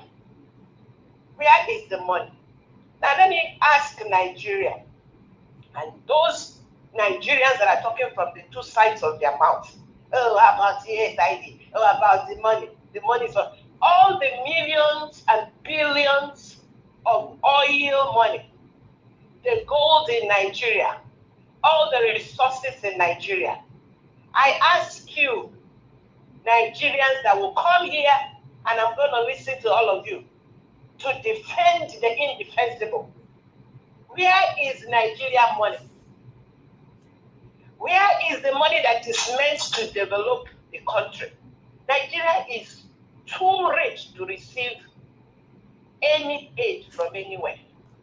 Yet they are receiving so much. And someone has leaked the secret and said that money is used to fund Boko Haram and the rest. Instead of someone to open their eyes and say, let us dig deeper, you come here and start defending them. So I need you always, until you will deal with the megalomaniacs and the kleptomaniacs that are ruling over all of you there, and find out where the money is and collect it from them. Don't come here and defend them. That is where I rest it. Thank you so much, Mr. Nigeria Watch. Thank you, for ma'am. giving me opportunity to vent. God bless you. Thank you very much, man. God bless you too. I appreciate you. Thank you, man. All right. I would like us to take another call. Like a lot of people calling in right now. Good evening to your name and where you calling us from. Okay, I lost you there. Okay, Mr. Ken, I lost you right there. Hello, yeah, good morning, good afternoon, good evening to you. Your name and where you're calling us from. Okay, what's happening? Not with this phone that they talk just now. Can you hear me? Hello. Okay, please speak louder. Mr. Elvis, Thank you, sir. Good afternoon. Good evening, sir. Talk to us. Yes, sir. My contribution to what I've heard and what I'm hearing from you is this. Nigeria is a corrupt country, no doubt. Even if they're denying whoever visa to Canada or whatever, it's not their fault, because Nigeria is a damn corrupt country. America has been donating things to all over the world, apart from Nigeria. What did Nigeria economy do with that money to have it donated, USAID or whatever? Okay, this is my own take. Me and you, we're from Benin, we speak the truth, and we know how it is. We not fear anybody. We Benin we go. Tinubu has spent almost 2 years in power. It's just, we dey test the microphone now. Anything make that guy enter 2027, Nigeria, go bad past Venezuela. You go worse past that one, because right now we think say get sense. I don't know it's sort out, but we think say get sense now. The age they decline every day. If anything make them put that statue, now statue they call am, put for there 2027. Go read 2031. Nigeria will revise over 1,000 years backward. We just pray for that country. Even if we give them $1 billion to help that country, Nigeria, it goes nowhere. Where? One person's pocket. They serve papa, they serve husband and wife now. They say they will begin serve husband, king, and wife very soon. Even for Lagos, begin serve their own son now. I'm saying what I'm saying because we don't see the handwriting of the world on the wall for Nigeria. I just pray, may God help that country. If we, the citizens, are ready, me and the US, I know, but then I got a relative back home in Nigeria. If I send $1 before that, they send $10, no one will reach anything again. So my brother, I will say, make we cut our bet where all the hustle for where diaspora. But for Nigeria, those guys are suffering. If they can take the bull by the horn, tell them enough is enough, because INEC will not get institution when it comes to INEC, will not get them. Police will not get. DSL will not get. ESC. Those are those guys for their hand back with that. Let's say how it is. May God help Nigeria. But if the citizens are ready, we will make Nigeria great again. Thank you very much. Thank you, sir. Bye-bye. Thank you very much, sir. God bless you. Okay, I'm moving to my panelists right now, except I receive a call in the next few seconds. I appreciate every one of you, my people. Thank you so much for your time. Please press on the like and help us to share. Happy Valentine's Day to you all. Press on the dollar sign, encourage our work. Somebody asked for my Nigeria account just now. I'll put that on the screen, although it's on the on our description everywhere, but that's it there. In case you want to support us, nothing too small, nothing too big. Broadcasting from Nigeria is not cheap. And we have been consistent with it. We have been very, very consistent with it. So you can do your part. But don't worry, when you put anything there, we always come here to talk about it. If we not talk about it, I know we'll not receive anything. Yes, that's it. Also will not receive anything. For some of them, they carry calculator, they calculate people money. So if we receive something, we always appreciate our people anyway. Because they say if you appreciate little, you get more. That's, I mean, not the Bible like that. Although I don't remember the verse. But thank you very much. There you go. I'll remove that one right now. Thank you so much, my people. Yes, Mike Akambari, my brother, I appreciate you. Thank you so much for your super chat. My pocket never run dry. Happy Valentine's Day to you, my brother. All right, my people. Let me start with the first person on the panel today, which is Sir Louis. Sir Louis, thank you very much, sir, for joining us today. Good evening to you. I beg, talk to us, sir. You have your 8 minutes. Utilize it properly. Hello, everyone. Good afternoon. Thank you. Please, I think I'll just start from. I'll start from the. I saw. I think earlier on you made a post of the private school. I think the Chatham House in Lagos. So you brought that up, and I think I just went and I think I read about that before. About 20-something million naira per annum, and some folks talked about how expensive the school is and all that. I understand. And I think some people have also read reviews and Nigerians. They're all saying, why would they build a school like this? Blah, blah, blah. There's so much poverty in the country. I do know that. You know, Nigeria has a leadership problem. We know there's the high level of mismanagement of funds and all that. And the corruption is beyond our imagination. But outside that, you know, every country in the world, there are expensive institutions. You know, it's almost everywhere. You know, in the US, we have Milton Academy. I mean, the tuition fee for that is $63,000. You know, we have Braille School, $64,000. We have the Hewitt School is $64,000.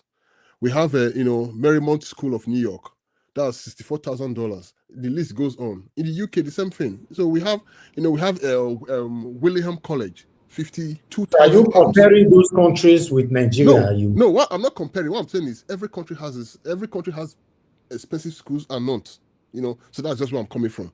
Because I know that yes, when you look at the Nigerian economy right now, when that money, when you look at the amount of money that is being charged for that school, to me it doesn't make sense.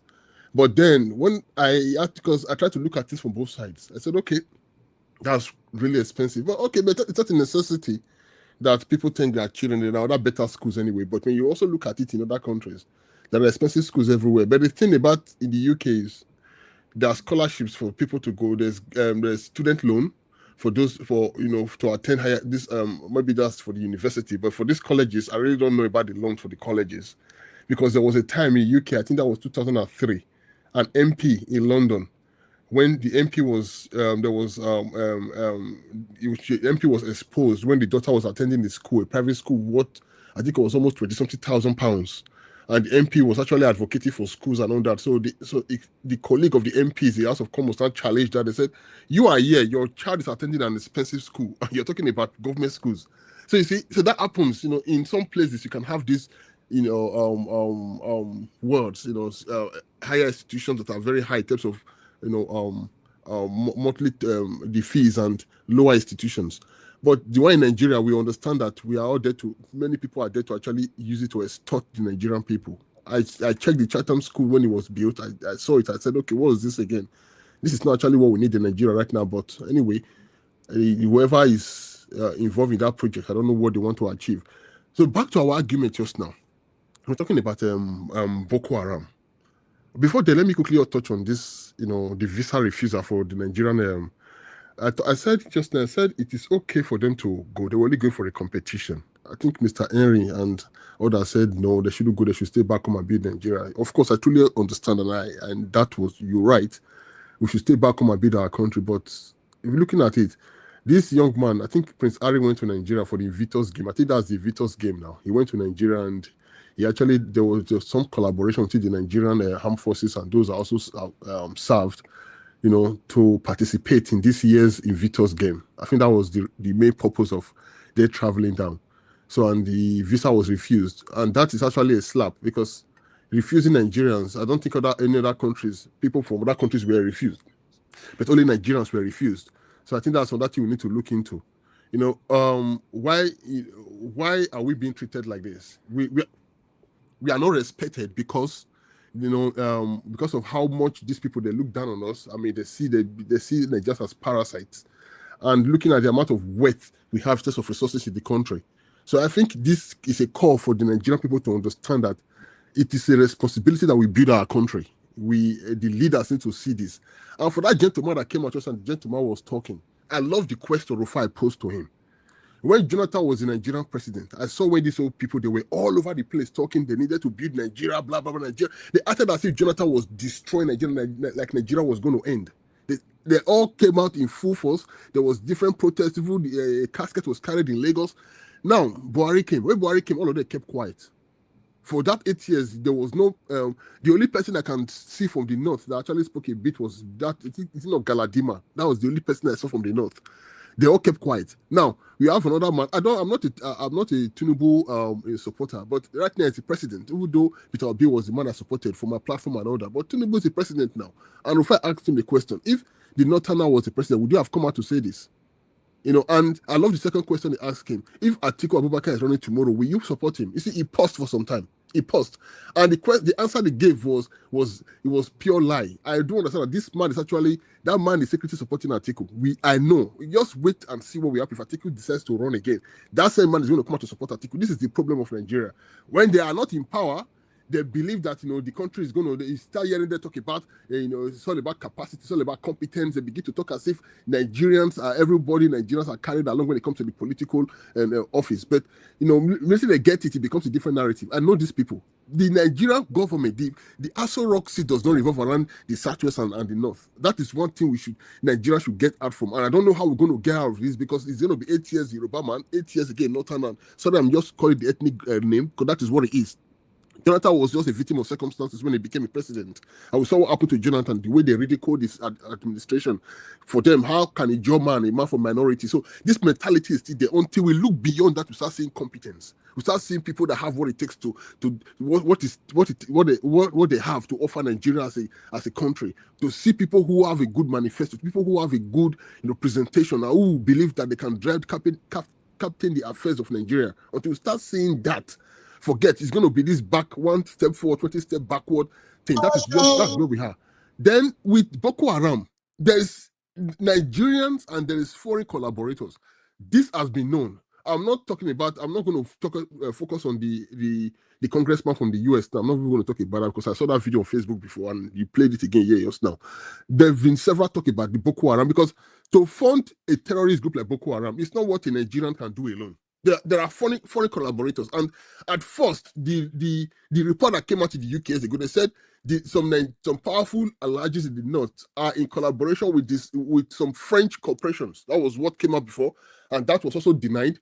Later, they also said they were also in collaboration with some US corporations. That was also denied. But one thing we do know is the way these guys are armed, the kind of weapons they are getting. Look at what happened in Libya. We also what happened in Libya when the rebels came out to Libya. They came from Benghazi, from Misrata, from Ajabia in Libya. These people came and they were sponsored. These people couldn't have done it on their own. No, they couldn't have done it on their own. They came and they got all the sponsors, all the weapons and everything, and they brought down a whole nation. They couldn't have done it on their own because they didn't have the resources to do that. But all we saw, because I did media, and I know when what you see is what they want you to see. That's what you see. You understand me? A man actually went to Libya. The man did a review of everything that happened during that time before Gaddafi was brought down. We saw when the CNN people, when the CNN will focus on the particular individuals, and they will say Gaddafi is killing his own people. And then the people will be sharing, say, we want Gaddafi to go. And behind the camera, it's a different thing entirely that was happening. So the media manipulation, we know all this. In all, Africans need to be Africans. We need to understand that our country is in our hands. Enough of relying on foreign aid. This aid has been coming for so many years. It was going to the pockets of many individuals. Or if the aid was actually doing what the aid was released to do, by now there would have been the impact on the Nigerian people. The aids, I'm so happy Donald Trump stopped it. So we don't, if they don't want to give us aid anymore, we have, God has blessed us so much. We should look inward. We have the resources, we have the human capacity. Nigerian people are resilient people with ingenuity. So we should use that. We should use that, and we should use that to build our nation. We should use that to build our nation. We have all the resources, what trillions of dollars. Why are we still living in poverty? What is happening? Why should individual come and tell us that the country belongs to them? A man tells you that it's his own time to become president. This man has nothing to offer. Although that man just now said some things that were completely hypocritical, but looking at the lens of what he said, it's actually true. I don't want to look at the person that said it. Let me look at the message. What he said is true. But though he said it from a political platform, and I don't want to believe him as a person, but let me just take out the message. We have to look at competence. And I doubt if that will happen in 2027. The way things are going right now, I doubt. Let me finalize with Natasha's own case. It's appalling when I saw Two-Face mom came out and start talking. I know I've read several comments on Facebook. It's really, really annoying. That girl, I knew Natasha, Giovanna, Desphine, as siblings from 1999. When then after that time, Two-Face, this guy called Felix Duke, Daniel Wilson, Shotgun, Daddy Shoki. After that time, the father of Natasha were bringing them to come and play whenever he had a program in Benin. Then that's Desmond Sawau. Me and Desmond were over together in London years ago. So I've known this girl for a very, very long time. So some people just think she's just one girl in Benin. That girl's from a wealthy home.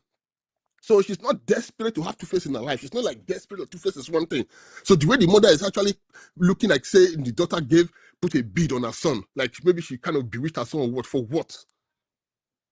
And people are beginning to look at it from I know where that is coming from. I don't want to just use the ethnic, the terminology to describe it, but I know where the message is coming from. Natasha is from a wealthy home. She's also in the House of Assembly. Two-Face is a grown-up man. Two-Face made his own choice. If he's right or wrong, I don't know. But what I see is that guy is a grown-up man. That guy has known that girl. The first thing I thought of when I saw Natasha and Two-Face, I was like, what? When Natasha first met Two-Face, when they met each other, Natasha was a child. It was a child. I remember the concert we had then when Sama had his birthday. That was year 2000. We just entered the new millennium. When Sama had his birthday, Two-Face was in Benin, Daniel Wilson was in Benin, Netala Shotgun was in Benin, Felix Duke was in Benin, Daddy Shoki was in Benin, this guy, some other guys who the late Raskimono was in Benin. Two-Face came to Benin, Natasha was still a child. So how the child now grew to become a girlfriend, that's what we live in. But anyway, I just think that the mother, the way she's describing it like the bead, whatever, what is bead? I mean, people wear bead every day now. When she now use a bead to bewitch a man like Two-Face, I don't think that is the situation. Thank you. Thank you very much for that history recall, my brother Sir Louis. Say if na me talking just now, some people don't attack me since. So thank you very much. But the only thing that surprised me, if Natasha was a child at that time. I'm not sure. May I leave my comments? May I leave them? Thank you, my people, for your time with us. I appreciate you all. Let's continue. Mr. Henry Gabriel, thank you very much for joining us today. I appreciate you, my brother. Good evening to you. Yeah, good 8 evening. minutes. Yeah, good evening, Mr. Elvis. Happy Valentine. Good evening, everyone. Happy Valentine, everybody. First of all, let me go to visa denying. You see, it's nothing to cry wolf wolf, be a discussion to the Nigerian government. We have war in our country. Insecurity is in the country. So somebody was saying they have to go and train, they want to go and learn more to come and fight Boko Haram. Are you kidding me? It's not the same military officers, generals, call Boko Haram, they are surrounded, capture Boko Haram as they become repentant Boko Haram, repentant people. And it's not the same people. And let them move, leave them in the streets and go back to the same the same havoc. Let's wake up from all these sentiments. We should wake up. It's not the same in Saudi Arabia who make names, call names about people who are sponsoring terrorist Boko Haram in that country, in Nigeria. Did we, the Nigerian journalists, ask for the names of these people? Do Nigerians ask for the name of these people? Was anybody arrested? It's the same Nigeria there. Generals become billionaires, have estate in Abuja, everywhere, outside the country. Buratai and co. What? You see, you are going to Canada. Some of you here, if your house is on fire, will you go on holiday? If your house is burning, unrest in your own compound, as a father, as a family man, your house is have unrest in your house. Will you travel and go on holidays? People should use common sense sometime. Some common sense sometime. It's just like they use all the police, DSS to go to one event in Nigeria when they should go to the borders, go to the Boko Haram, fight them. You are attacking innocent people on the street, protecting corrupt politicians. It's the same thing. We should stop blaming. They give them visa. This is disgrace. Disgrace. Yeah, they should, if they have shame, it's time for them to fix their country. They should stop going to overseas. It's the same Tinubu go to France every time like toilet. The same officers travel holidays, buy houses. Have you ever seen any politician, the poorest country in Western country, came to Africa or come to Nigeria to have access, to have a property in Africa, in Nigeria? Have you ever seen it? They swear for now. We're putting blame on the Western country. Do they force you to bring your money in their country? Do they force you? We are just, every time we put blame. If you cannot pregnant your wife, you put blame on a witchcraft. By the time your wife needs you, you're not at home. This same Nigeria is doing the same thing. They blame Western country because their country could not develop. When those states could not develop, can we blame Western countries when people are stealing our money, our wealth? So that's not the problem about they should not cry wolf. They should stay at home, take care of this insecurity there. Arise TV guest. You see, that man should go home and start sleeping and quiet and keep his mouth shut and put himself in order. He should accept the situation right now. Because these are the same people who came out during Jonathan time. Like Jonathan is the worst president they ever have in that country. The Northerners have been ruling for a long time. They don't have change in their own states? Do they have change? Before they said they followed their Sharia law. If you're a corrupt person, you steal, they will cut one of your hands or two of your hands. But their leaders are stealing. None of them is punishment with their own so-called Sharia law. None of them were punished. They're walking free, moving around, criminals moving around. The man have the guts to come out on national TV and start crying wolf, wolf. This is the beginning of them. They should cry blood. Because it's so I'm so tired of hearing people now this one is not good. They ask him, who you gonna vote for? He's talking Peter Obi, the people Peter Obi hang out with couldn't vote for Peter Obi. You see all these politicians, they are just fooling you people. They know where they made themselves. Atiku, Tinubu, they meet in the same mosques. When they are getting married, they come together, they shake their hand, they smile. You put out here crying woeful, cracking your voice for them. I don't listen to all this bunch of politicians. They are all friends. They know where they meet, they party. They come to national TV, start crying wolf. Tinubu can stay that in 2000 whatever. Me, I don't even care because I'm tired of this country right now. I'm tired. When we have the right thing to do, go to social media. All they know is about two-face issue. All you know, tweeting, discussing, two-face, where you could use this energy to criticize your corrupt government to fix your country for you, to give 24 hours electricity. We are on Twitter, talking about two-face, when you are suffering, hungry. You see, the US aid we're talking about now said they used to sponsor whatever they sponsor. Is it today? Is it today? We know this thing, so they use it as policies too, but it's the fact in a way. Common sense, you know, it's the same. Do you think all the hate they bring from America or other countries to Nigeria, you go to the people? You don't go to the people. The same generals you see them here, all this one they look fresh. Generals, your country is in shambles, insecurity. You look fresh, queued up. Your soldiers cannot even pay them the soldiers who are on the field. They cannot even pay them their allowance. This part, you see these people, they have houses everywhere. Generals, they have houses, estates. They come here and start talking about going to Canada. The hate, they should stop giving Nigeria aid for anything. They should stop it. Nigeria should sit down, face their country. They should close their border from all. They should close their border from all Nigerian government. They should close it. Nigeria government should stay at home and face their country, because it's just, I'm tired of putting blame on other Western countries. We have a saboteur. We have a Western. You want to tell me now in my own house?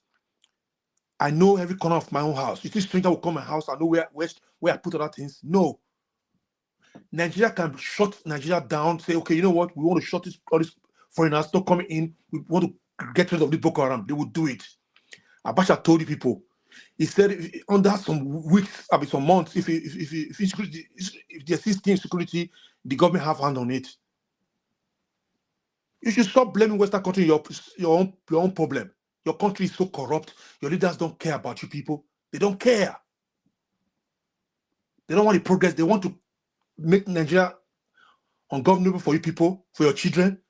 They will send their children outside in the Western country. They will come back to your children. The children will come and rule your children in Nigeria. If you don't know, check it out now, my friend. Check it out. They don't even care about you people. They're not patriotic. Forget about Trump is talking somehow. Some of the things saying is fact. Forget about his talking sometimes out of line. Sometimes things saying he's telling people to fix your country. Look at Burkina Faso. All right, thank you. Your minute is over. Thank you. You know they hear the bed, so it's better I have to put my voice in. Yeah, it's still talk about me to come. I'm just going. I'm going. Thank you. Thank you. Thank you, my brother. I appreciate you. All right. Let me come to Mr. Jonathan. It's good to have you on the show, sir.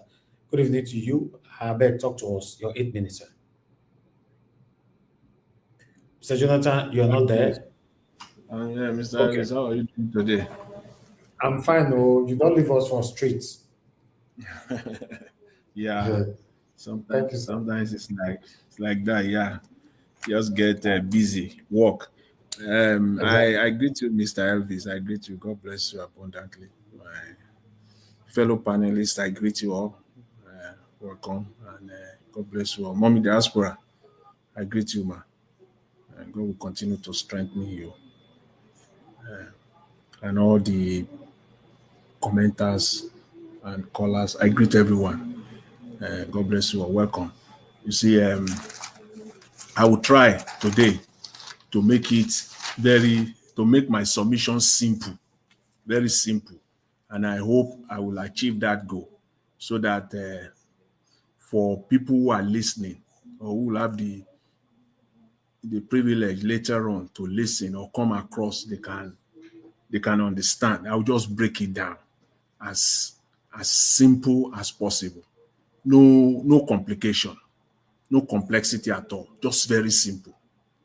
See, when you talk of United States giving aid,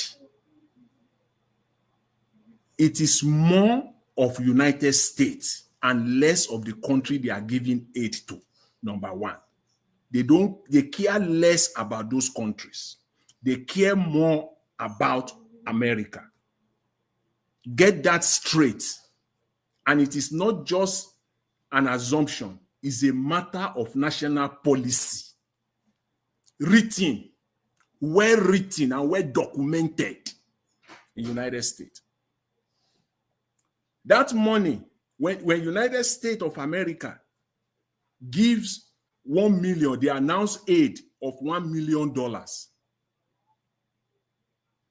As a matter of fact, 900,000, 90% of that money stays in United States. They will announce it to the world. We are giving you aid, donation, whatever they want to call it, humanitarian aid, economic aid, whatever you want to call it. 90% of it stays in United States of America. Get that straight. When they give food, all this US aid, when they give food, rice, flour, we are seeing it, you see it all over the world, you see it everywhere.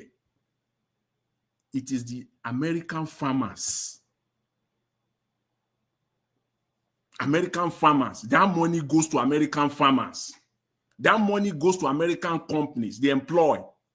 So at the end of the day, in the final analysis, it will hurt them more.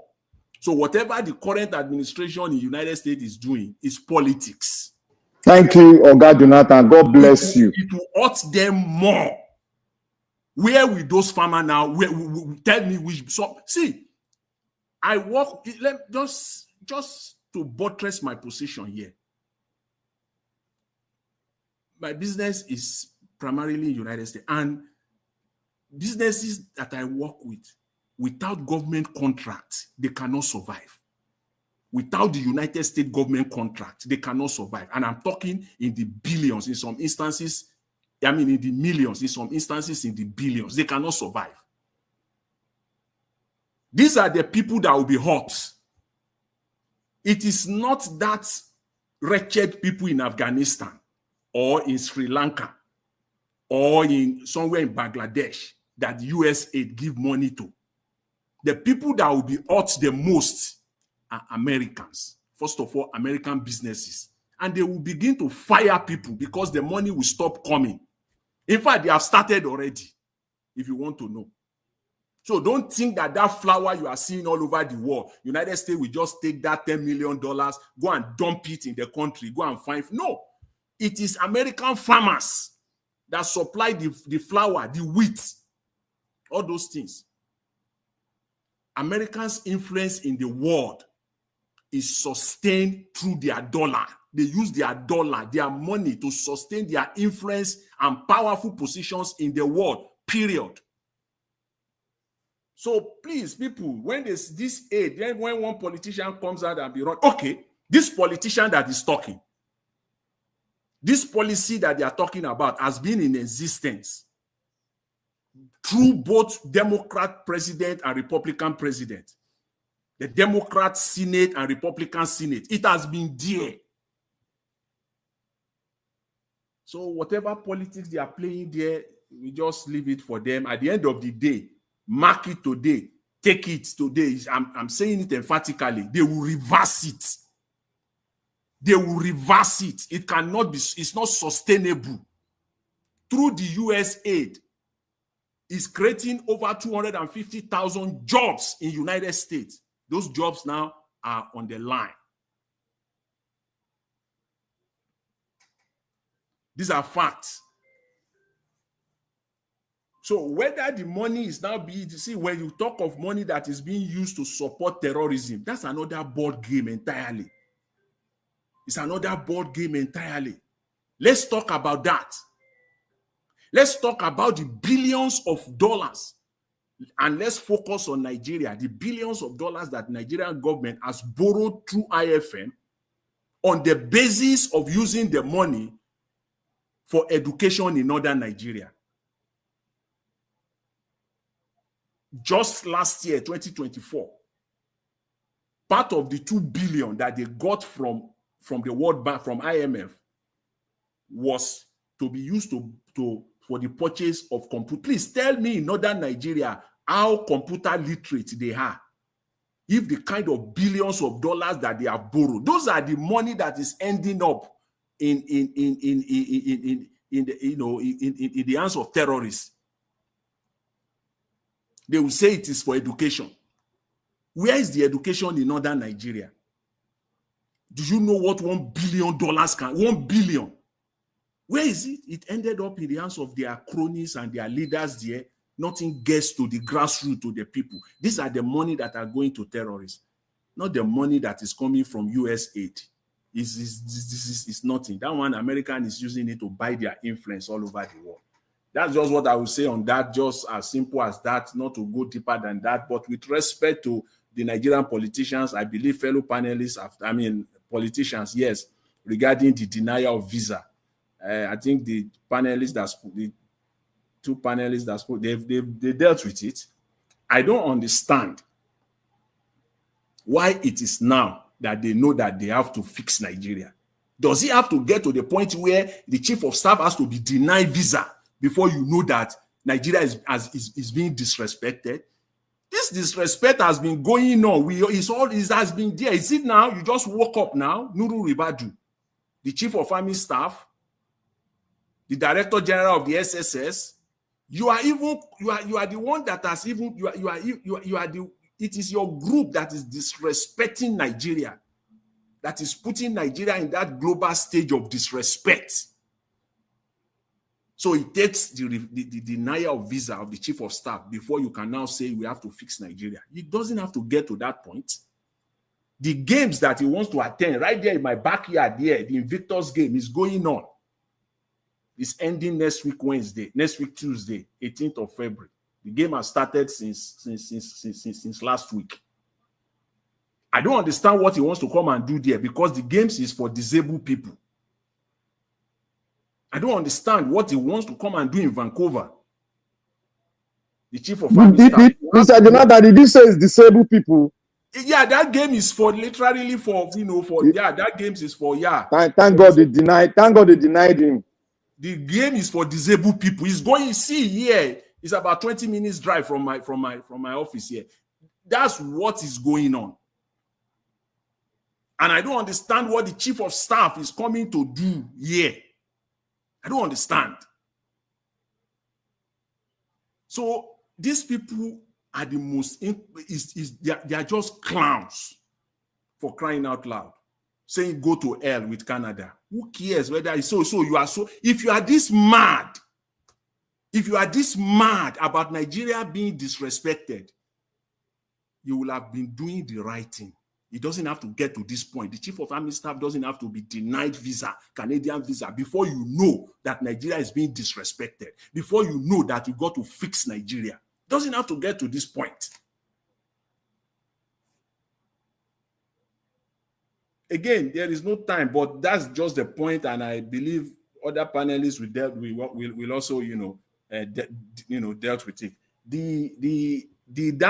That politician, Mr. Elvis, let me just quickly say this. Thank you. On Usman Bugaje.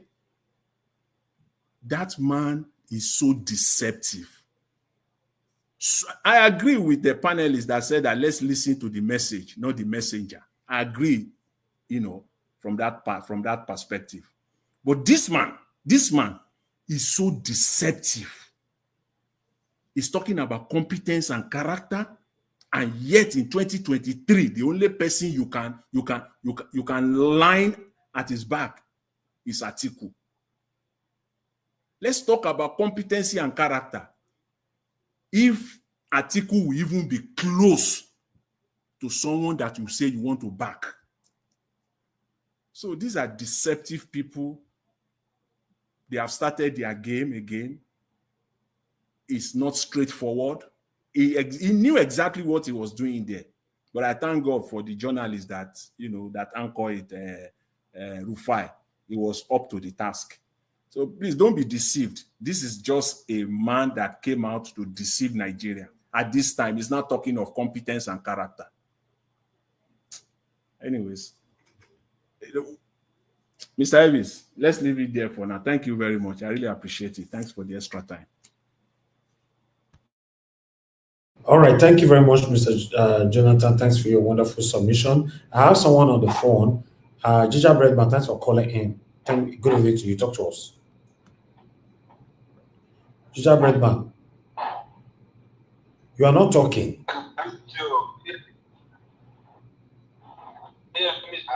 Your network is bad.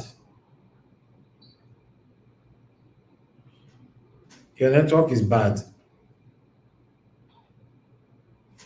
Gingerbread man, your network is bad, I beg. We can't hear anything at all. I have to cut it. Try call back quickly so that I can move on.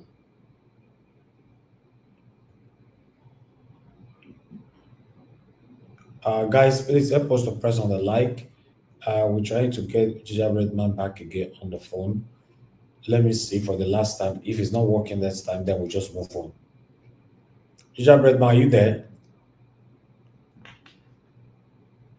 Unfortunately, we can't get you right now. Let me call on the next person to speak to us. If you call in later on before 10, I might likely pick your call. But let me go to Mr. Odowa. Mr. Odowa, it's good to have you on the show. Good evening to you, sir. After you go to the Progressive NG, talk to us, Mr. Odowa. 8 minutes, sir. Thank you. Good evening, Mr. Nigerian. Thank you. Happy weekend. Good evening, all in the panel. Good evening, commenters, listeners, and viewers.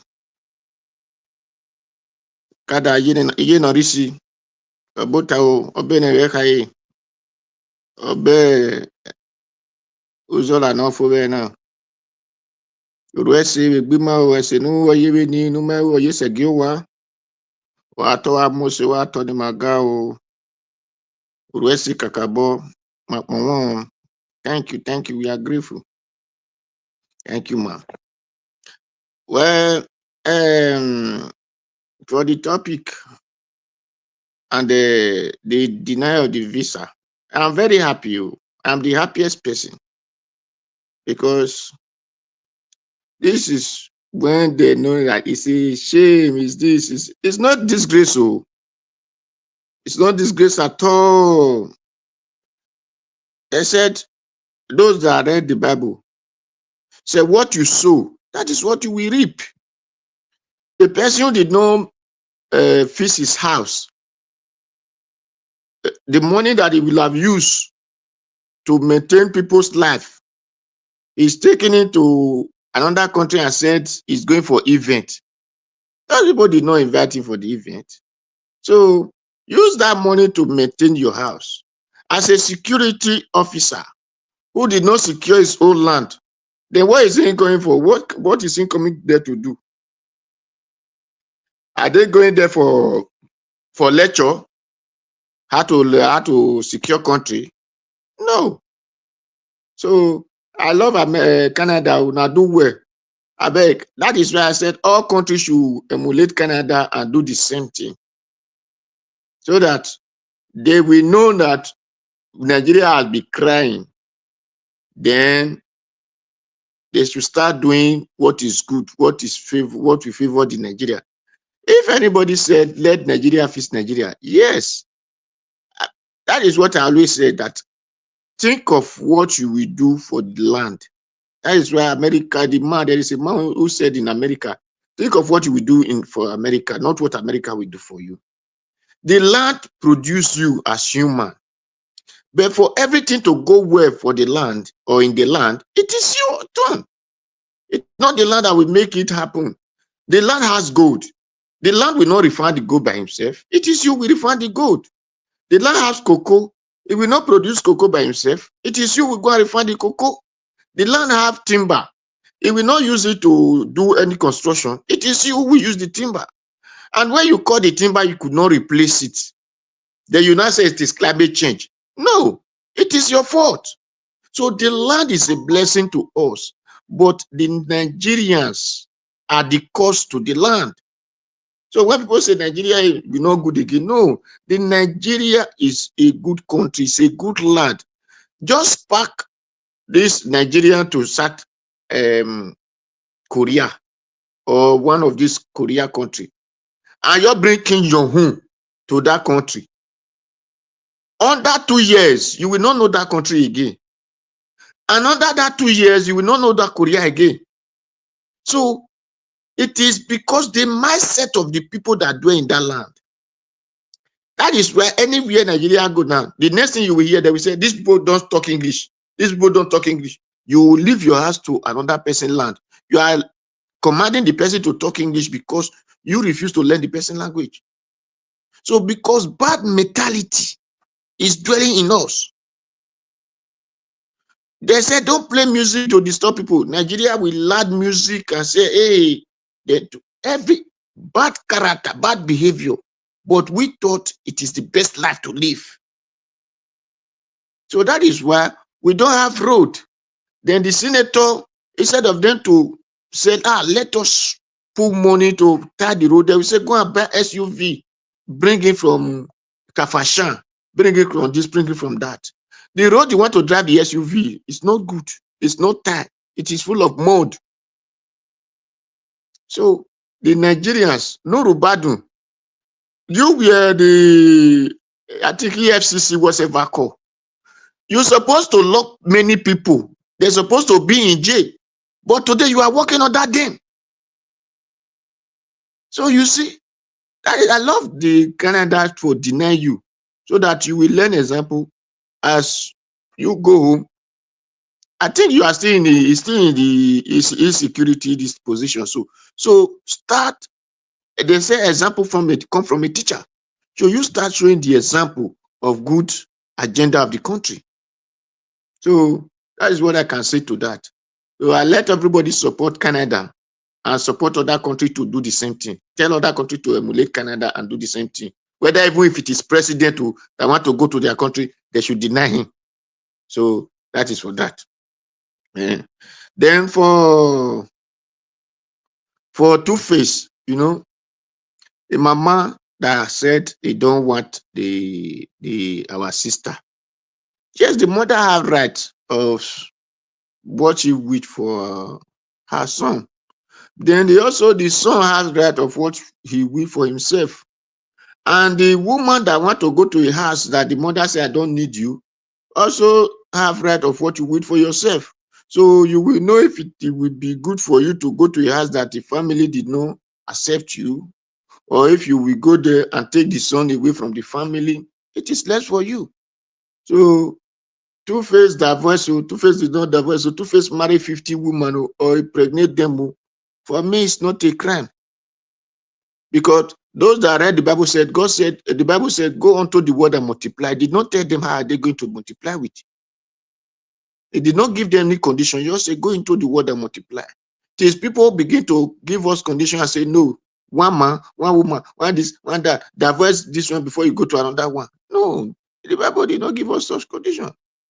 God did not give anybody such condition. If not, don't we see goat and fowl, llama, or whatever? They multiply. They have no condition. They don't pay by the dowry to anybody, and nobody change and say, "Oh, you married this one, you did not marry me." No, Baba, that is life. they make me laugh. Life goes on.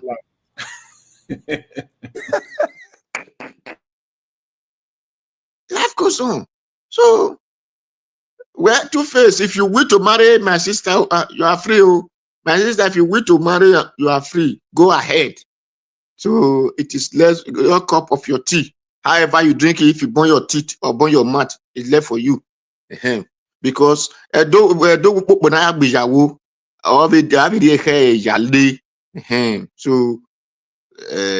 you were not. I think there was a day Two-Face was talking, said, if not a fame, who will have known a Two-Face that a doctor, I think a doctor or a lawyer, now gave birth to a child for him.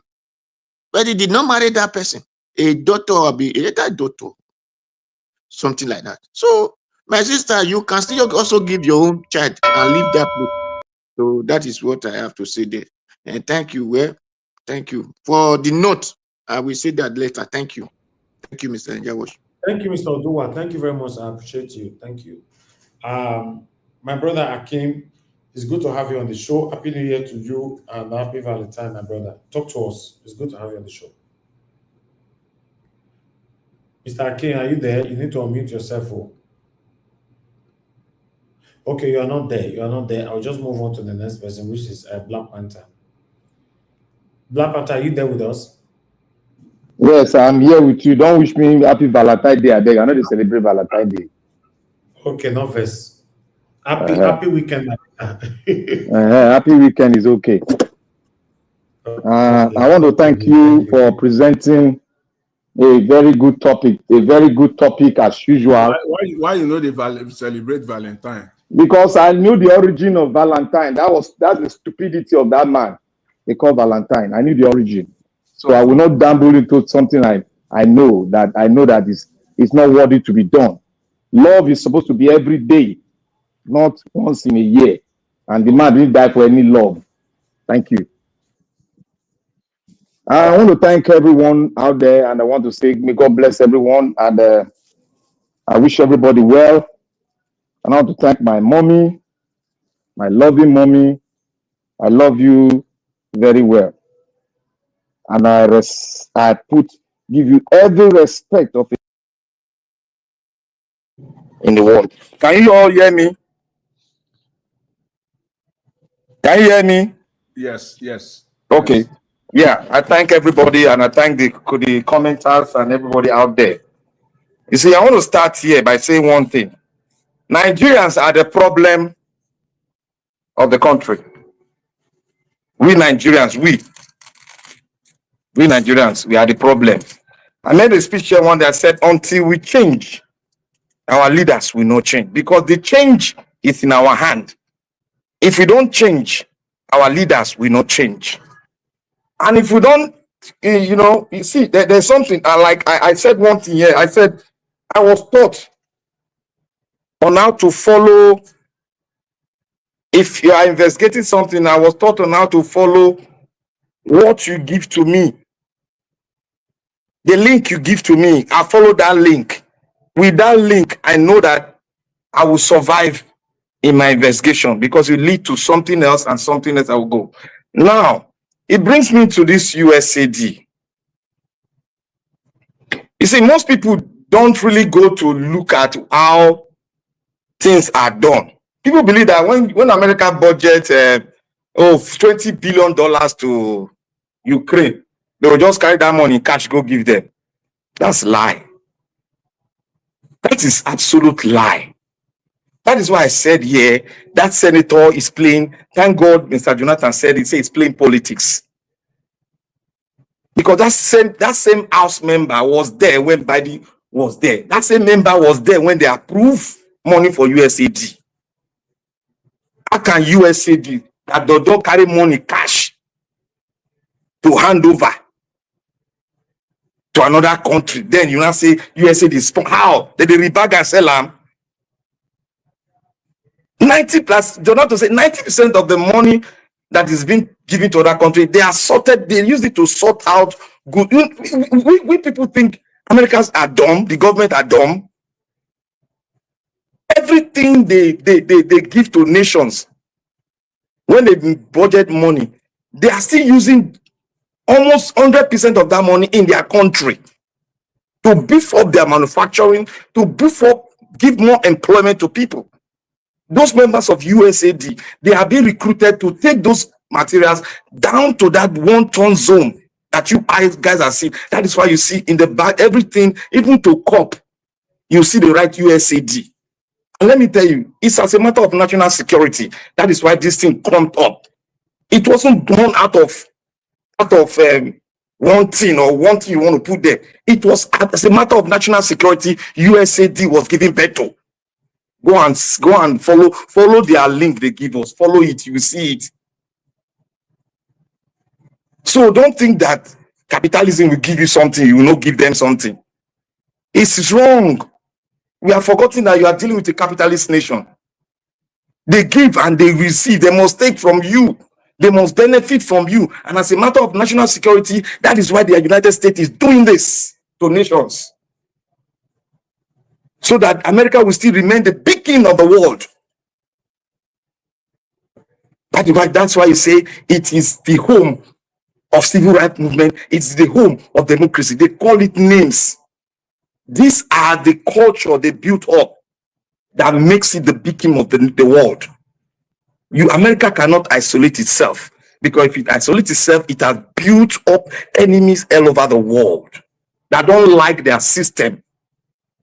That is why the BRICS nations are taking advantage of it. I told every one of us to look at the BRICS nation very well. And Africa should take advantage of it. So when I say what am I hearing from our guys here? And I have gone in there to read. I have listened to the former defense secretary speak of USAID. A defense secretary speaking of USAID. A Senate speaker speaking of USAID. I link it up with national security. We all at the US, we know about all this. So what that senator, that of rep member is saying is just a rhetoric to confuse the people more, to put fear in their heart. That's it.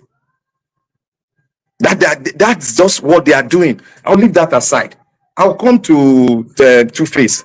You see, when anything concerning your tribe person, you must handle it with carefulness so that you don't bite your finger after the end of this saga. You don't bite your finger. That is one thing I need to tell you, like, look, if you think say the other people don't look, before when I got married to my wife, they say Edo people, they sabi you to do well. Yes. Then they talk to my face. I defended myself. I say it's a lie. They say Edo people, they do a shout for Italy. I stood there, I defended the Edo-like people. That says it's a lie, because every part of parcel of tribe there is all Nigerian, all of them, they get one Olosho. But when I knew that they were doing something wrong, and our culture rose up, and it has done what? It has died down. I stood there, fought in there. Now, let's come to Two-Face and our sister. Look, I always say here, no woman should say is weak. Every male child, every parent should always teach his daughter to be strong. Anybody that tells you that you're strong, tell him you are not strong. Teach him how to defend himself as a woman. Teach him how to be bold as a woman. I was on the comment, I said it. Natasha went to school in the UK. I guess she's a lawyer. Everything has been spent on her. The best of everything has been spent on her. The parent is rich, and the parent expect the highest of it all from her. Now, we said here, he gave us a link. Two-Face gave us a link. And we followed the link he gave us. And we saw that he has heard. Nobody should tell me that, oh, we should not look. Anything I say here is mine, my word. And I'm not expecting any of them to obey my command because I'm not an autocrat. And it has been given to us in the public domain, and we have the right to speak over it. If they don't want us to consume it, they'll keep it in their pocket. And I don't give a damn about them. But when it comes to public domain, I add compassion and I add truth to it. None of us here, all of us sit down here, your daughter won't marry, you know, go check where they marry from. You know, go check the man, you know, go check everything. None of us go do that kind of thing where they happen now. And I said, the female child is one of the toughest children to nurture, because when they lock up, it will take Jesus Christ to open their heart again until they hit the wall before they reason. I have a sister. She's as strong as a man. When she lock up, she didn't see to her reason. She hit the wall and she came back. My father told her, I told you. Then she learned from that day and she became upright. You don't, Madam Patricia gave a good advice as a mother who have nurtured children to an age where I believe they've married, to talk to her, and she made, people might say it's a personal desire. Yes, it's an advice. It's not compelling. But let's say the truth. We cannot see our children going this way and we just say because they fall in love. What is love? When you don't like him. You must first like before you develop love for the person. And come to think about it, Two-Face was going out while he's married. And that is absurd. Anything they talk about Bowl like this, they take bowl. Now he is an embodiment of it. Two-Face is an embodiment of it. I have seen him physically. I have talked to him. He has ordered for it in my presence.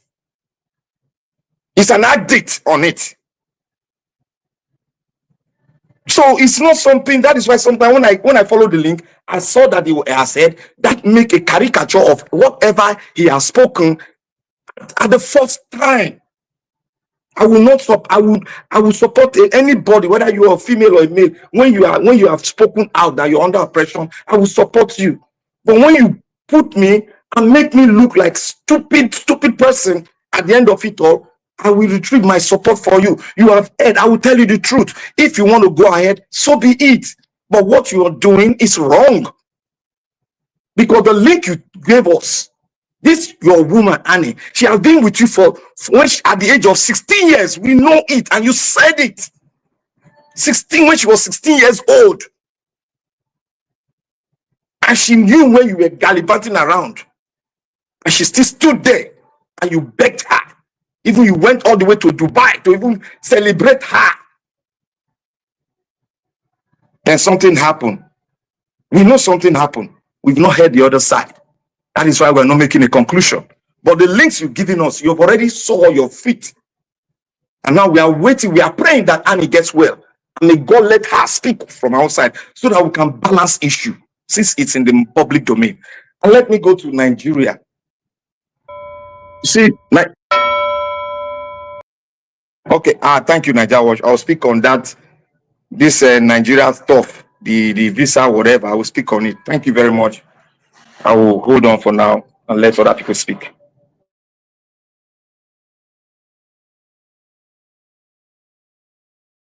Black Panther, thank you very much, my brother. Thanks for your submission. I appreciate you. Thank you. Progressive NG, are you available to speak now? Okay, Kim is still not available. All right, let's go around again for our final submission. I'll come back to Mr. Henry. Mr. Henry, if you are there, sir, please, your 2 minutes, sir. Thank you. Mr. Henry, you are not there. Mr. Jonathan, please, sir, if you are there. Yeah. Cool. Yeah, Mr. Harris. Mr. Harris, you did too fast when you call. Mr. Harris, yeah, you did too fast, though. Yes, sir. You did too fast. You don't know, say delay. I did too fast as how? Like when you call now, it's like you only give if you don't respond on time. Okay, like okay. Like your own is 2 seconds. You are on. You just move on straight away. You know. No. I don't mind if the person I caught still come back. I'll reverse. I'll put my car for reverse. Okay then. All right. Yeah, you know. Thank you, sir. Yeah, it's a day. It's been a day. So many things that you presented, but you see this American thing for me is a distraction. This USA thing is a distraction. I really want to spend time on Nigeria as it affects Nigeria directly. You know, one of the news you presented was this NAFDAC Director General that proposed death penalty for dealers. For me personally, I don't support it for that to be implemented or for that to even come to fruition in Nigeria, because we know Nigeria. Currently, we know Nigeria. Nigeria is not a civilized country. It's not a civilized country. Even if you want to do that at all, you implement it in a civilized nation where the rule of law exists, where the rights of people will be is being respected, where everyone that is facing a trial or an allegation is innocent until proven guilty, where there will be no victimization and personal vendetta. Nigeria lacks all of these things. So when we just look at it on the surface and say, okay, because this problem is there and it's been so much, see, we will not like the outcome. At the end of the day, we won't like the outcome at all. We know Nigeria. We know Nigerians, those that have power in their hands, they misuse it on a daily basis. So any law in Nigeria as it stands today that will literally put the GUN in the with all the powers that they already have, what you now want to do is to literally undo them. The bullet, the GUN, you gave it to them. And make no mistake about it, they will use it. They will use it. Is it not a country where they arrest people for nothing just because they want to lock them up? Are you telling me that it is that same Nigeria will not just rope somebody in because they want to get the person off their face? So I don't think Nigeria is ripe for such. You know, I don't think Nigeria is ripe for such. And yesterday's program, I listened to it where, you know, someone commented and made a statement that the president is you know, comparing him to, described him as a baron. Well, to a very large extent, that is true to a very large extent. Mr. Elvis, let me leave it for now. Thank you. Thank you very much, Mr. Jonathan. God bless you, sir. I really do appreciate your presence today. Thank you. Mr. Oduwa, sir, if you are there, your 2 minutes, sir. Thank you very much. Thank you. Just as that old man who we are talking about the North and the politics and not voting Tinubu or voting Atiku. Well, every of this side have competent people. That is why I'm saying every tribe have competent people. But the problem is the government, what the organization that the British, the hands that the British left the power. That is the problem we have. Because the people that hijack it, like Babangida, Gowon, Obasanjo, and so on, these people never have plan for the country because they came from poor background, where competition were the order of the day. So the greediness of a poor background is what they used to organize what they call Nigeria government today. Because even the British came from a poor background. So they came to steal from the land and hand over the country to the poor people. So that is where we are facing today. I will suggest that this woman of NADAC also make a suggestion that the president who make this country to be like this will be death sentence.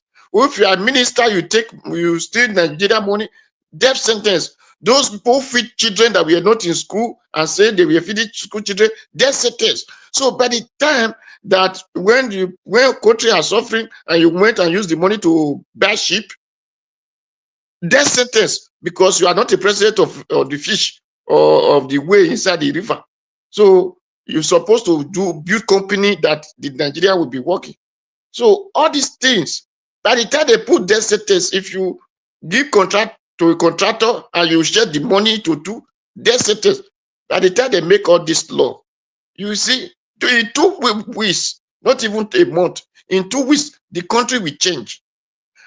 I support the person who put law against fake medicines, because that one, those people that are making fake medicine, they are also like a ritualist people who kill the country, who kill the people in the name of you want to make money. The greediness, just like the contractor, a person who give contract of 50 million and say it is billions of naira, he used to do it. There's no difference now. Both of them, all of them are in the same basket. All of them are the same thing. So let all of them have the same death sentence, so that we who are watching them, we now have a new life and know that by the time you do these things, you are going to have that sentence. By the time you do this, you are going to have that sentence. Like all those people who steal our farm, who steal our money, who use and build a house on top of the rock, all of them death sentence. So by that time, Nigeria will be okay. That is all I have to say. So for that man who said for the North, let everybody know that the North has been the one ruling the country. They rule it. Even Babangida wanted to complete 10 years before the student has said Babangida must go. So the North have been the one. When I hear the North have not ruled the country, no, the North has been the one ruling the country since I was born. So, and the North is not developed. It is because of that poverty mentality that they used to come into power. That is why they could not see their people that they are suffering. So that is what I have to say. They should be the one to change it and let everybody use his own resources to develop his people. That is all I have to say. They have goat, let them use the goat. If it is only Zafara that have goat, let them use it to develop Zafara. If the other one have cow, let it use cow to develop place. The one that have a potato, let it use potato. The one that have rubber, let it use rubber. Anybody, whatever, if you have pancane, let it use it to develop everybody places. Develop your place with the resources that God used to bless you. It is your mentality. Libya was a desert. Libya is a desert. Not even was a desert. It's a desert, but the Libya doesn't suffer when Gaddafi was alive because he used the mentality to develop the land. Thank you, Mr. Nigeria. Thank you. Thank everybody. Thank you.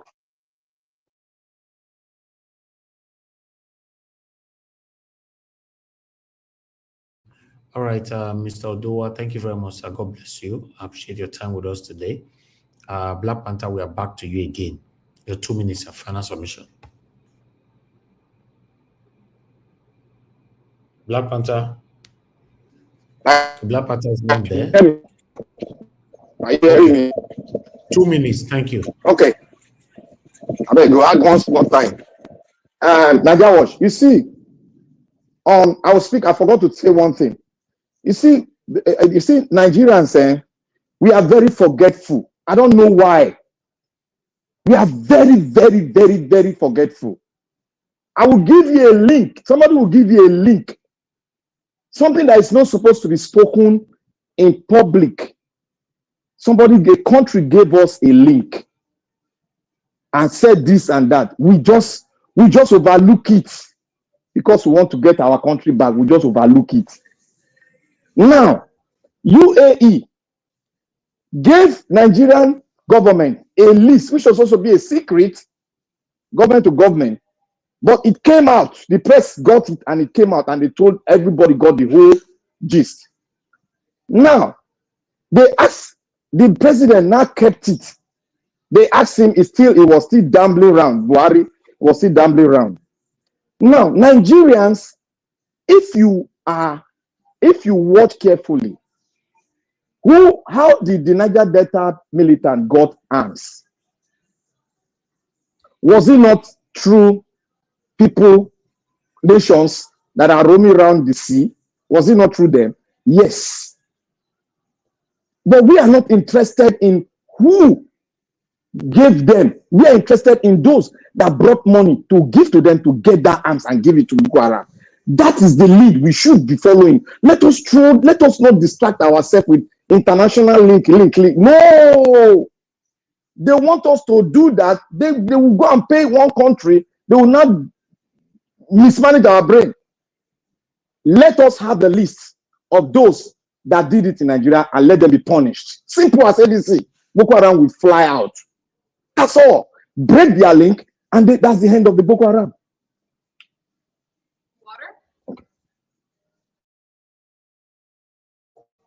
But we are not doing that. And now I want to go to the Arewa man that came to speak. Thank God he spoke. I've been shouting Arewa is the problem. Thank you guys have seen it. It's an Arewa spokesperson, a strong man.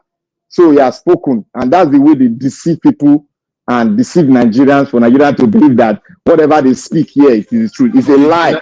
He just denies. It's an Arewa man. Look, these are the people that are going to handle Nigeria after the leadership dies off. These are the people that will handle it. They will hand over to them. They will say what the North can be and what the North cannot be. Thank you, Nigeria Watch.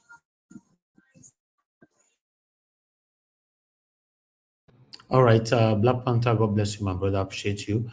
Progressive NG, we are still waiting for you. But meanwhile, Madam Patricia, it's good to have you on the show. Good evening to you, man. You have 5 minutes. Please talk to us.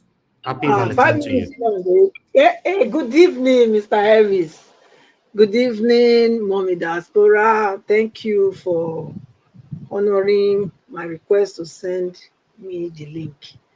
Good evening, Nigerians. Good evening to all the commentators on the comment section, and thank you to everyone that has super chatted Mr. Elvis today, and of course the panelists. Thank you for your presence. Yeah, for gracing the show with your presence.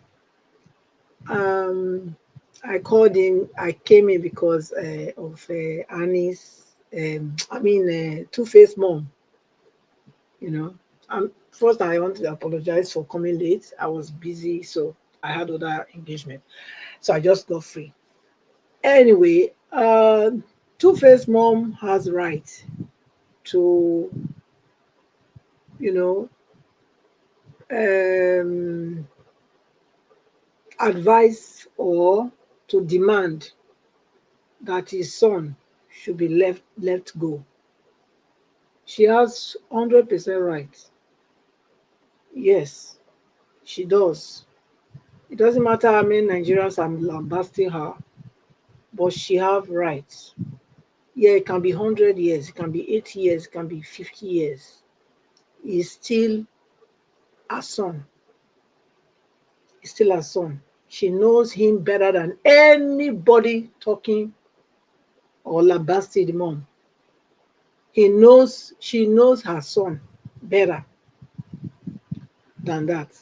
So, like I said here, I also mentioned this, that it is too early for him to say he was engaging somebody or that he showed up in that office just like that.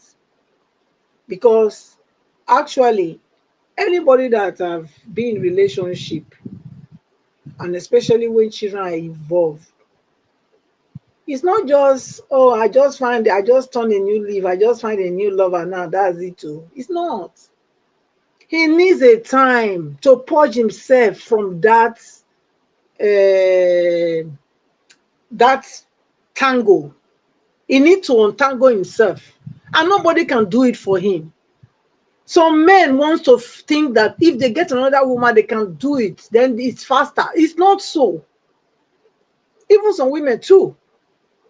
He has to go through that process himself first. He has to.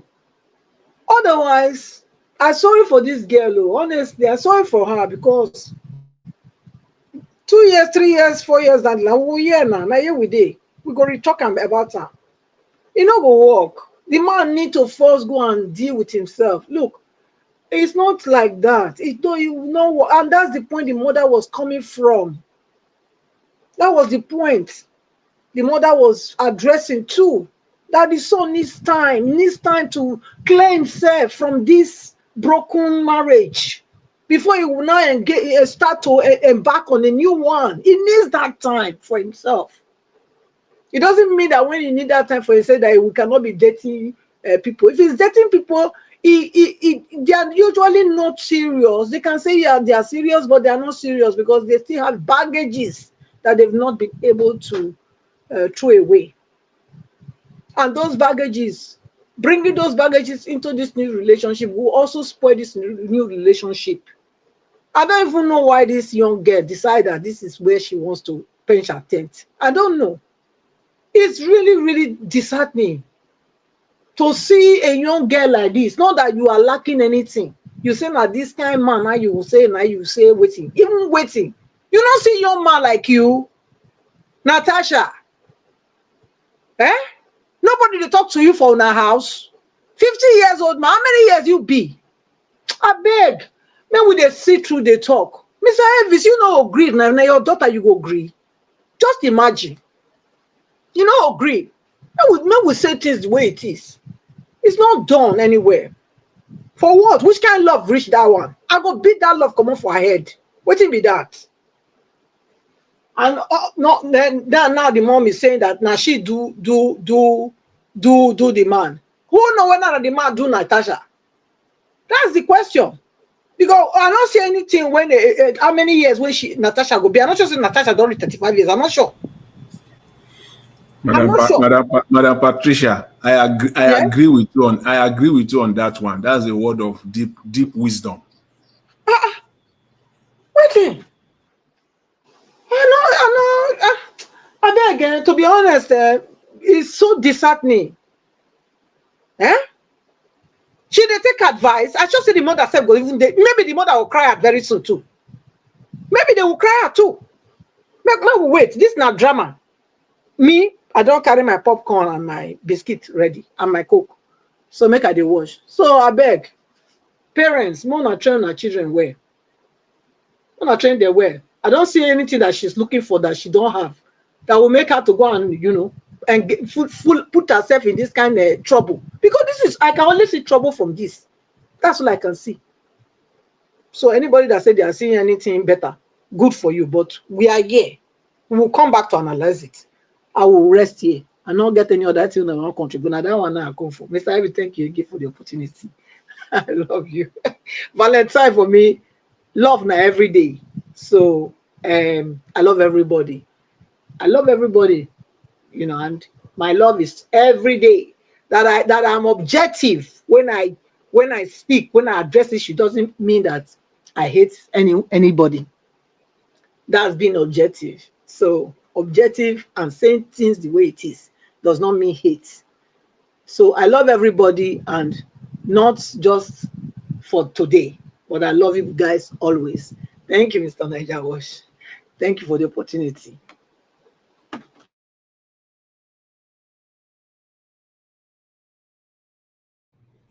Can you hear me? Thank you very much, Madam Patricia. I appreciate you. Thanks for coming in today to put a voice to Mr. this. Ivis. Mr. Can I speak? Yes, sir. Mr. Ivis. Yes, now you did this line much, So I would prefer to hear your what is the net worth of Two-Face as of now? What is his net worth? Like, I don't know. Just to get a sense of it, because I don't talk about what I don't know. So when I talk on what I know. That's why you see I kept silent. But the word of wisdom that Madam Patricia put out there, now even all this might even be coming from him. Let's leave the young lady. She's still young. She's naive to some extent, to some extent. So that brought to me this question, and I want to hear it from someone who has knowledge, with this kind of people, because I don't really much, and I won't say I do, so I kept quiet. So what is his net worth as money? What is his worth as of today? It may be not exactly, but just to give a sense of it, so that I'm not, to be honest, I don't know, and I'm not even sure, but I know that that guy don't broke. Financially, it's not that stable how it should be. But I remember that the same Two-Face, at that time we hear rumor, not certain, that they have a whole estate in Lagos. I don't know if it's true. So so there's different rumor. I remember then people used to say that while people are spending money on cars and every other expensive things, Two-Face will be investing in properties left to right. So if that is still there, then it can never be broke. That's the only thing that I know. But I don't know. To be honest. So if it was in entertainment and singing and all that, a lot of people in Nigeria always believe that when you stop singing, then you are broke. It's just like footballers. Footballers who are earning about £200,000 a week, when you start earning, when you stop earning, or you retired, after like 5-10 years from there, people will say you are broke. Like some people normally say now that JJ Okocha is broke, not knowing that one of the tallest building, in Ikoyi, owned by JJ Okocha with 26th floor. The same thing with Kano. Kano owned one of the biggest hotel in Victoria Island. So just only that beauty alone can give Kano and JJ Okocha a minimum of 5 billion naira every year. So when people say you are broke just because you are not doing what they know you for, that one, sometimes I'm surprised. But we know a lot of footballers that have resigned today. They are doing excellently well. Why? their maids use their money to flex during the time that they receive those big money. They go from a hotel to another. That's correct. That's exactly using their money to do one or two things. So for me, I cannot join the fact that anybody that say Two-Face is broke, but his financial stability, I don't know.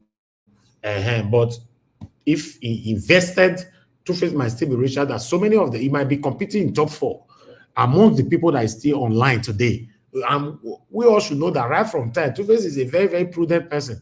Two-Face have never lived an extravagant lifestyle, never, ever, never.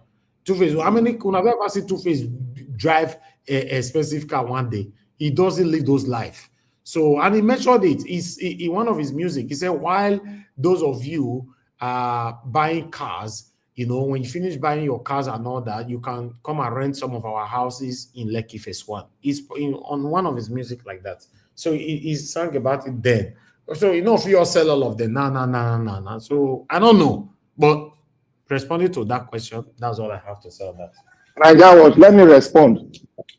Quickly, 1 minute. 1 minute. When I say Two-Face is broke, not that he doesn't have money, he has a lot of investment. I know of 2 of his investments.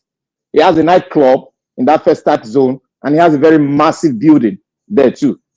So I know about those 2. Those are very big investments that are giving. It's just like, me personally know a proper estate with more than 300 houses inside the estate owned by Genevieve.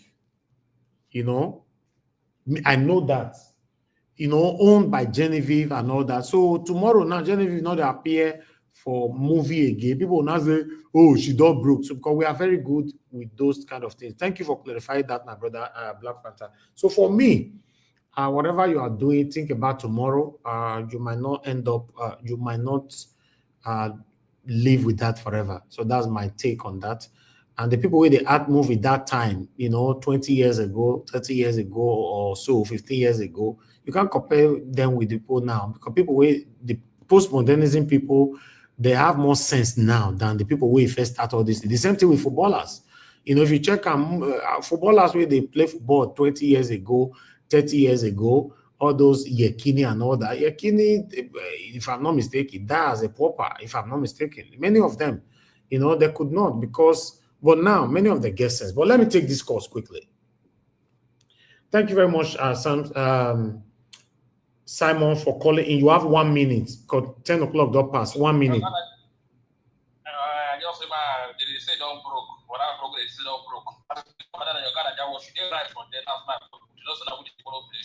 Thank you. For Nigeria, the guy did top 7 top 6 for elections for Nigeria for music. Exactly. Exactly. Houses. That guy a billionaire. They say worth about 15 to 20 billion. Thank you. Thank you, sir. So thank you, sir. Thank you. Thank you. All right. Thank you. You are repeating it now. Thank you so much. All right. Let me quickly. No, George, please hold on. I have Money Ferrara. Sir, I'm returning your call. Please, you only have 1 minute. I know say some of them are good listening to us till last minute. Mr. Ferrara, thanks for calling in, sir. Good evening to you. You have 1 minute, sir. Thank you. I just wanted to have my comments on this visa denial. Go ahead, sir. Nigerian and one other comment I wanted to add about the Hausa man that was talking. You see, the problem with our leadership is that they keep talking in terms of which zone, which area, north, south, east, west. And this is not our problem. They have to talk in terms of policies. And discussion has to be focused on policies. Most of them are just hypocrite. They're in politics for their own self. And that is the problem of the country. And until we change the narrative, we don't do north, south, east, or west, and see ourselves as people who want to move forward, we're not going to get nowhere. Then the second thing I wanted to say about the denial of a visa to the Chibok, in fact, it's how you present yourself in the international community. There's the diplomatic route way they do things. If they didn't present themselves right, they will be denied, and that's an unusual case. So it's not that they disgrace Nigeria, they disgrace themselves. The Nigerian people, the government disgrace themselves. It's got nothing to do with the Nigerian people. Okay. So people should stop tying those things together. And also, greetings to you, and God continue to bless you and Mommy Diaspora. Amen. And I did send you an email. Please check your email. I will get back to you later. We'll talk. Okay, sir. Thank you very much, sir. God bless you. Thank you, sir. Yes, sir. Okay, my last call for today. You know, Gingerbread Man, I'm returning your call for the last time. You need to pick. I only have 15 seconds for this phone to ring. If you not pick, I'm done. Gingerbread Man.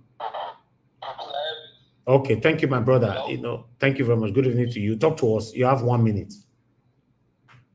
I'm sorry for interrupting the show. My network is very, very bad. I don't know if it's better now. Go ahead. It's good now. Just go ahead now. Yeah. I just wanted to say, Mr. Jonathan, you took the word out of my mouth. You know that I don't know this Two-Face and this Natasha thing. You know, not even Nigeria right now. You know, you can become a politician either by appendage or by direct politics. So, see, Natasha is the member of the House, and Two-Face can still be a very smart guy by going the other way around. So, we're going to watch to see the development, you know, but just like Ms. Patricia, what she said, I agree with her for the first time for what she said. I think we should look into that carefully, because that lady going for someone like Two-Face who has been married with multiple children, I don't know if it's the best route. The other man with no green give visa for Canada. Mr. Nigeria, I responded to your comment saying that it's a shame to us. Don't be shame to me, because visa is granted based on personal evaluation. So they evaluated it personally and they refused him. They didn't refuse Nigeria. They didn't refuse Mr. Nigeria. But he represents Nigeria now. That's your chief of defense staff. My brother, that thing is dedicated by it's not representative. No, but they did not check him based on him. They deny him based on the position he's holding. Okay, listen, let me not tell you something. Why did the other man come and start complaining? This guy, Jonathan said something. He's a game for disabled people, and he wants to go. Is it disabled? Let me tell you, that's how they launder money. Canada don't look at with microscopic eye. And also, it's coming to do money laundering. They block it there. That's why the other man is complaining, because that is the way they use to launder money. My brother, Nigeria is a criminal enterprise. Okay. You need to look with your microscopic eye when things like this happen. Okay. Thank you.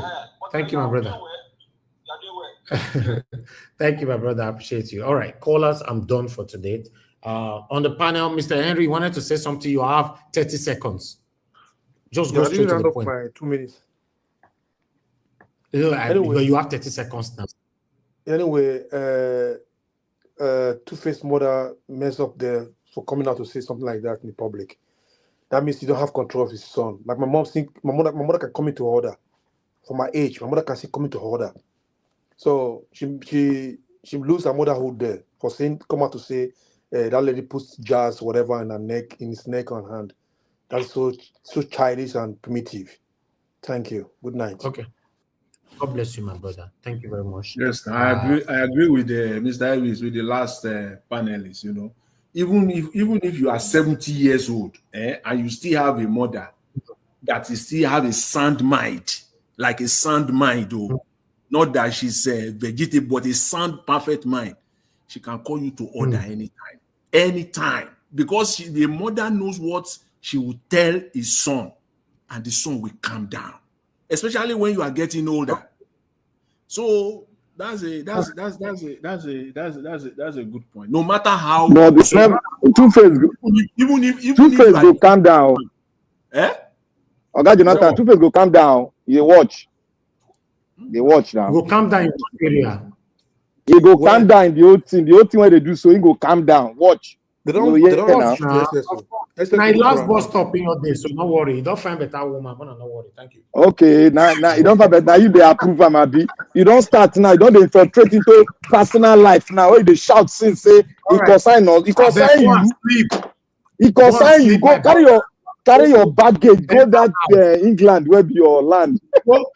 Enter house, Black Panther. Enter house. You better go. Abi King don't drive you. All right. Thank you. Patricia, your last 2 cents, 1 minute, man. we are rounding up. Your last 2 cents. If you are still there with us. Mr. Elvis, I will leave him. I think I don't already talk Okay. regarding that one before now, the one with the deny. A good now and deny them. May they begin deny all of them. Because Nigerians they suffer since before now. Now I don't come their turn, I turn by turn. Everybody go collect. Thank you. Good night, everybody. Go. The one that they wait for, Mr. Elvis, the one that they wait for, where you go eat them. Let's see UK. UK start denying visa to Nigerian politicians. Okay. Then we know UK no go do. UK cannot do it because they're a corrupt country now. Supposed to know. All right. Thank you, my people. Over 3 hours, we've done well today. I want to appreciate every one of you that supported this platform today. Those of you that came to the panel, thank you so much, Mr. Henry Gabriel, my brother. Mr. Jonathan, it's good to hear from you today. And Patricia, thank you for coming late, but your submission was so powerful. Thank you, Black Panther. I appreciate you, my brother. Mr. Odowa, thank you. Sir Louis, thank you for your time with us earlier on. God bless you. In case I didn't mention your name, thank you for coming in. And those of you that supported the channel today, thank you so much. Thank you, Spiritual Happiness. Thank you, Agate. Thank you, Eva Line. Then we have Mr. Johnson, Emmanuel, Amaka E, Peggy Modi, Mike Akimbari, and Pretty AJ. God bless you all. While those of you that call into the show today, I appreciate you all. Mr. Samuel, thank you. Mr. Moni Ferreira, Jija Breadman, Madam Origin, you were the first earlier on, and those of you that called in case I don't mention your name, it's not intentional. I appreciate you. While our people write down in the comment section, mother for Mommy Diaspora, thank you very much, Mommy. I appreciate you. Happy Valentine's to my wonderful mother. I love you so much. Thank you very much, Mommy, for all that you do. Thank you very much, Love Maduka, Peggy Modi. I appreciate you all. Thank you, Jaja, Eva Line, Georgia Fosa, Ignadion, Kisda Gera, Anthony Ola. God bless you all, my wonderful people. We Desmond, thank you, Madam Ame Bright. Thank you very much, my light. I can see you. Yes, now light now will be for here. Thank you very much. Then I have just the last one to go. She's top notch. Thank you very much, Kisdogerahi, and many others. Mr. Johnson Emmanuel, Peggy Modi, and many others. Now God bless them, my people. We've come to the end of the broadcast. I'll see you guys again. Fingers crossed. Tomorrow, 7 p.m. Nigerian time, where we can continue from where we stop.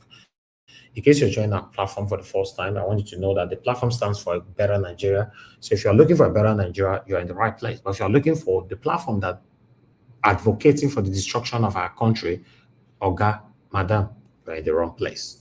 Thank you very much, my people. As I talked about before, now yeah, we draw the curtain. I'll see you guys tomorrow. Good night. Bye for now.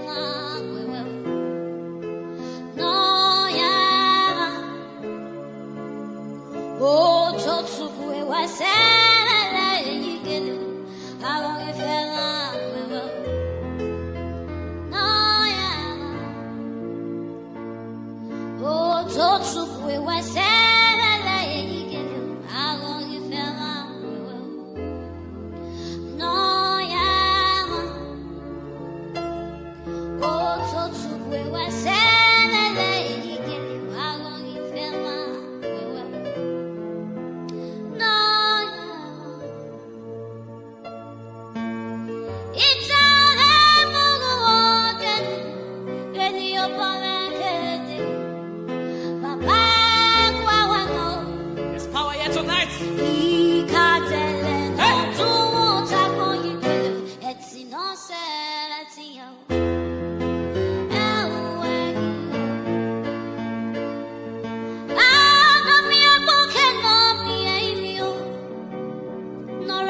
Know yourself.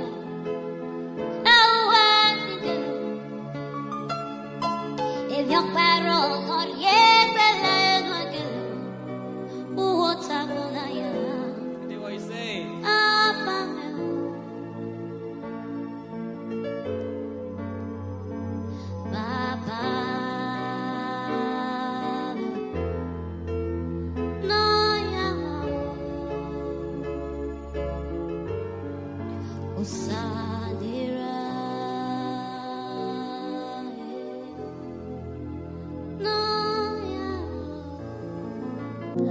Osa